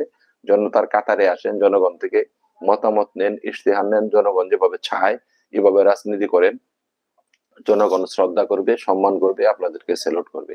আর যদি 54 বছর যেভাবে চলেছে, দালালির ইতিহাস, ভুয়া ইতিহাস, জাতিকে ভুয়া ইতিহাস জানানো, পড়ানো, শিখানো, ভুয়া কথাবার্তা শোনানো, নির্বাচন আসলে ভুয়া বক্তব্য, উল্টাপাল্টা বক্তব্য, মিথ্যা বক্তব্য, রাজাকার রাজাকার খেলা, কি আশ্চর্য লাগে। তো ওই 71-এর সময় এই জামাতের এরা খালি মেয়ে দর্শন করছে, আর জামাতের পাঠালি 71-এর সময় খালি দর্শন করছে, 9 মাসের লাগিয়ে এদের মেশিন একেবারে গরম হয়ে গেছিল। আর এখন যে 54 বছর ধরে আর মেশিন ঠান্ডা হয়ে আছে না, ওই 9 মাসের লেগে হঠাৎ গরম হয়ে গেছে। এর এর আগেও যে ছিল ওই সময় গরম আছিল না। এগুলা কি যুক্তির কথা? এগুলো মানুষ বিশ্বাস করবে? এগুলা বিশ্বাস করার কথা? যারা সিগারেট খাওয়ার অপরাধ মনে করে, আমার জামাতের আমির সাহেব বলেছেন যে জামাত একমাত্র ধূমপান মুক্ত রাজনৈতিক দল, আমাদের কর্মীরা ধূমপান করে না। 100% জামাতের কর্মীরা সিগারেট খায় না, ধূমপান করে না, হ্যাঁ, মাদক দ্রব্য সেবন করে না, নেশামুক্ত। নেশামুক্ত ছাত্র শিবিরের ছেলেরা ধূমপান করে না। ধূমপান করাটাকে যারা হারাম মনে করে, অবৈধ মনে করে, নিষেধ মনে করে, এটা ভালো সঠিক মনে করে না, এরা বলে আবার ওই দর্শন করাটাকে ফরজ মনে করছিল 9 মাসের সময় না, শুধু এই 9 মাসে খালি দর্শন করলো, এরপরে তারা ভালো হয়ে গেল। এর আগেও তারা ভালো ছিল, খালি 9 মাসের লাগে হঠাৎ তাদের কাঁধে বুধ এসে ভূত পড়ছে, আর ভূতে তাদেরকে একাম করে এলো হয়েছে নাকি? জামাতেরা তো ক্ষমতা তখন ছিল, এখনই যে ক্ষমতা কতটুকু আছে, জনগণ তাদেরকে ভালোবাসে বিদায় তারা হয়তো বা আল্লাহ রহমত করলে ক্ষমতায় আসতে পারে, নাও আসতে পারে। কিন্তু এখানে এত ক্ষমতা ছিল ওই সময়, জামাতের নামগন্ধই মানুষের জানতো না, আর তারা সারা দেশে দর্শন করেছে। কি আশ্চর্য ব্যাপার! অথচ ইতিহাস হচ্ছে স্বাধীনতার পরে, স্বাধীনতার আগেও বিহারীদেরকে হত্যা করেছে, ইতিহাস বেড়েই আসতেছে তো। আওয়ামী লীগ স্বাধীনতার পরে মুক্তিযুদ্ধ, রাজাকার টেক দিয়ে হাজার হাজার ইতিহাস সব বেরিয়ে আসবে, এমন ইতিহাস বাহির হবে না, একেবারে মনে করেন যে পালাইয়াও মাটির গর্তের মাটির তলে গিয়েও আপনারা পার পাবেন না, এমন ইতিহাস বাহির হবে। এই স্বাধীনতার পরে জাসদের হত্যা, জাসদের হাজার হাজার নেতাকর্মী, 30-32 হাজার নেতাকর্মী হত্যা, তারপর রাজাকার টেক দিয়ে বিভিন্ন মানুষের বাড়িঘর দখল, তাদেরকে গুম করা, খুন করা, নাই করে দেওয়া দিয়ে তাদের বাড়িঘর দখল করা, সম্পত্তি দখল করা, হিন্দুদেরকে উচ্ছেদ করা, হিন্দুদেরকে ভারতে পাঠাইতে বাধ্য করা, তারপরে তাদের বাড়িঘর সবকিছু দখল করা, সব কিছু এমন বাহির হওয়া হবে না গো। আমার তো টেনশন টেনশন। তারা যদি ক্ষমতায় আসে, মোল্লারা সবকিছু পটপট পটপট করে জাতির সামনে প্রকাশ করবে, একেবারে তদন্ত করে করে করে করে করে করে কে কি করেছেন গো, কে কি করেছেন, সব কিন্তু জাতির। আওয়ামী লীগে কত পার্সেন্ট হিন্দুদের জমি দখল করেছে, বিএনপি কত পার্সেন্ট হিন্দুদের জমি দখল করেছে, কিভাবে বাড়িঘর দখল করে বিদেশে তাদেরকে পাঠিয়ে দেওয়া হয়েছে, হ্যাঁ, একেবারে স্বাধীনতার ইতিহাস সংগ্রাম সবকিছু লাগায় না, পটপট পটপট করে ঐতিহাসিক বিভিন্ন বই থেকে এগুলা তুলে তুলে এনে না জাতিকে দেখায় দিবে যে আপনারা কি করেছেন। কি যে হবে না তখন, আমার নিজেরই টেনশন লাগে আপনাদের জন্য। এই জন্য বলছি এখনো পথ আছে, উল্টা পাল্টা বক্তব্য না দিয়ে, জনগণের বিরুদ্ধে না গিয়ে, জনগণের পালস বুঝে, জনগণের মতামত নিয়ে তারপরে একটা ইশতেহার দিন, যে ইশতেহার হবে, ইশতেহার নিয়ে প্রতিযোগিতা করেন। জামাত যে ইশতেহার দেবে তার চেয়ে আপনাদের ইশতেহার আরো গণবান্ধব হবে, জনগণের পক্ষে যাবে, আরো আপডেট হবে।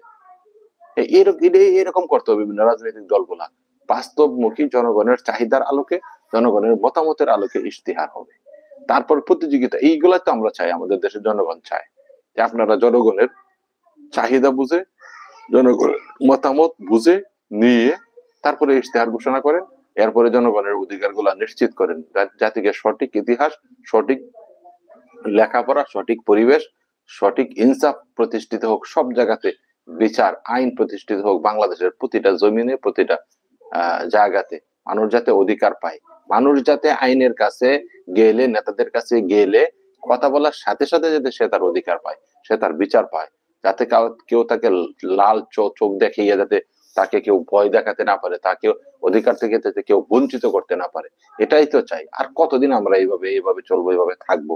আর কতদিন আমরা ঠকবো নেতাদের কাছ থেকে? তারা কতদিন আর লুটপাট করবে আমাদেরকে?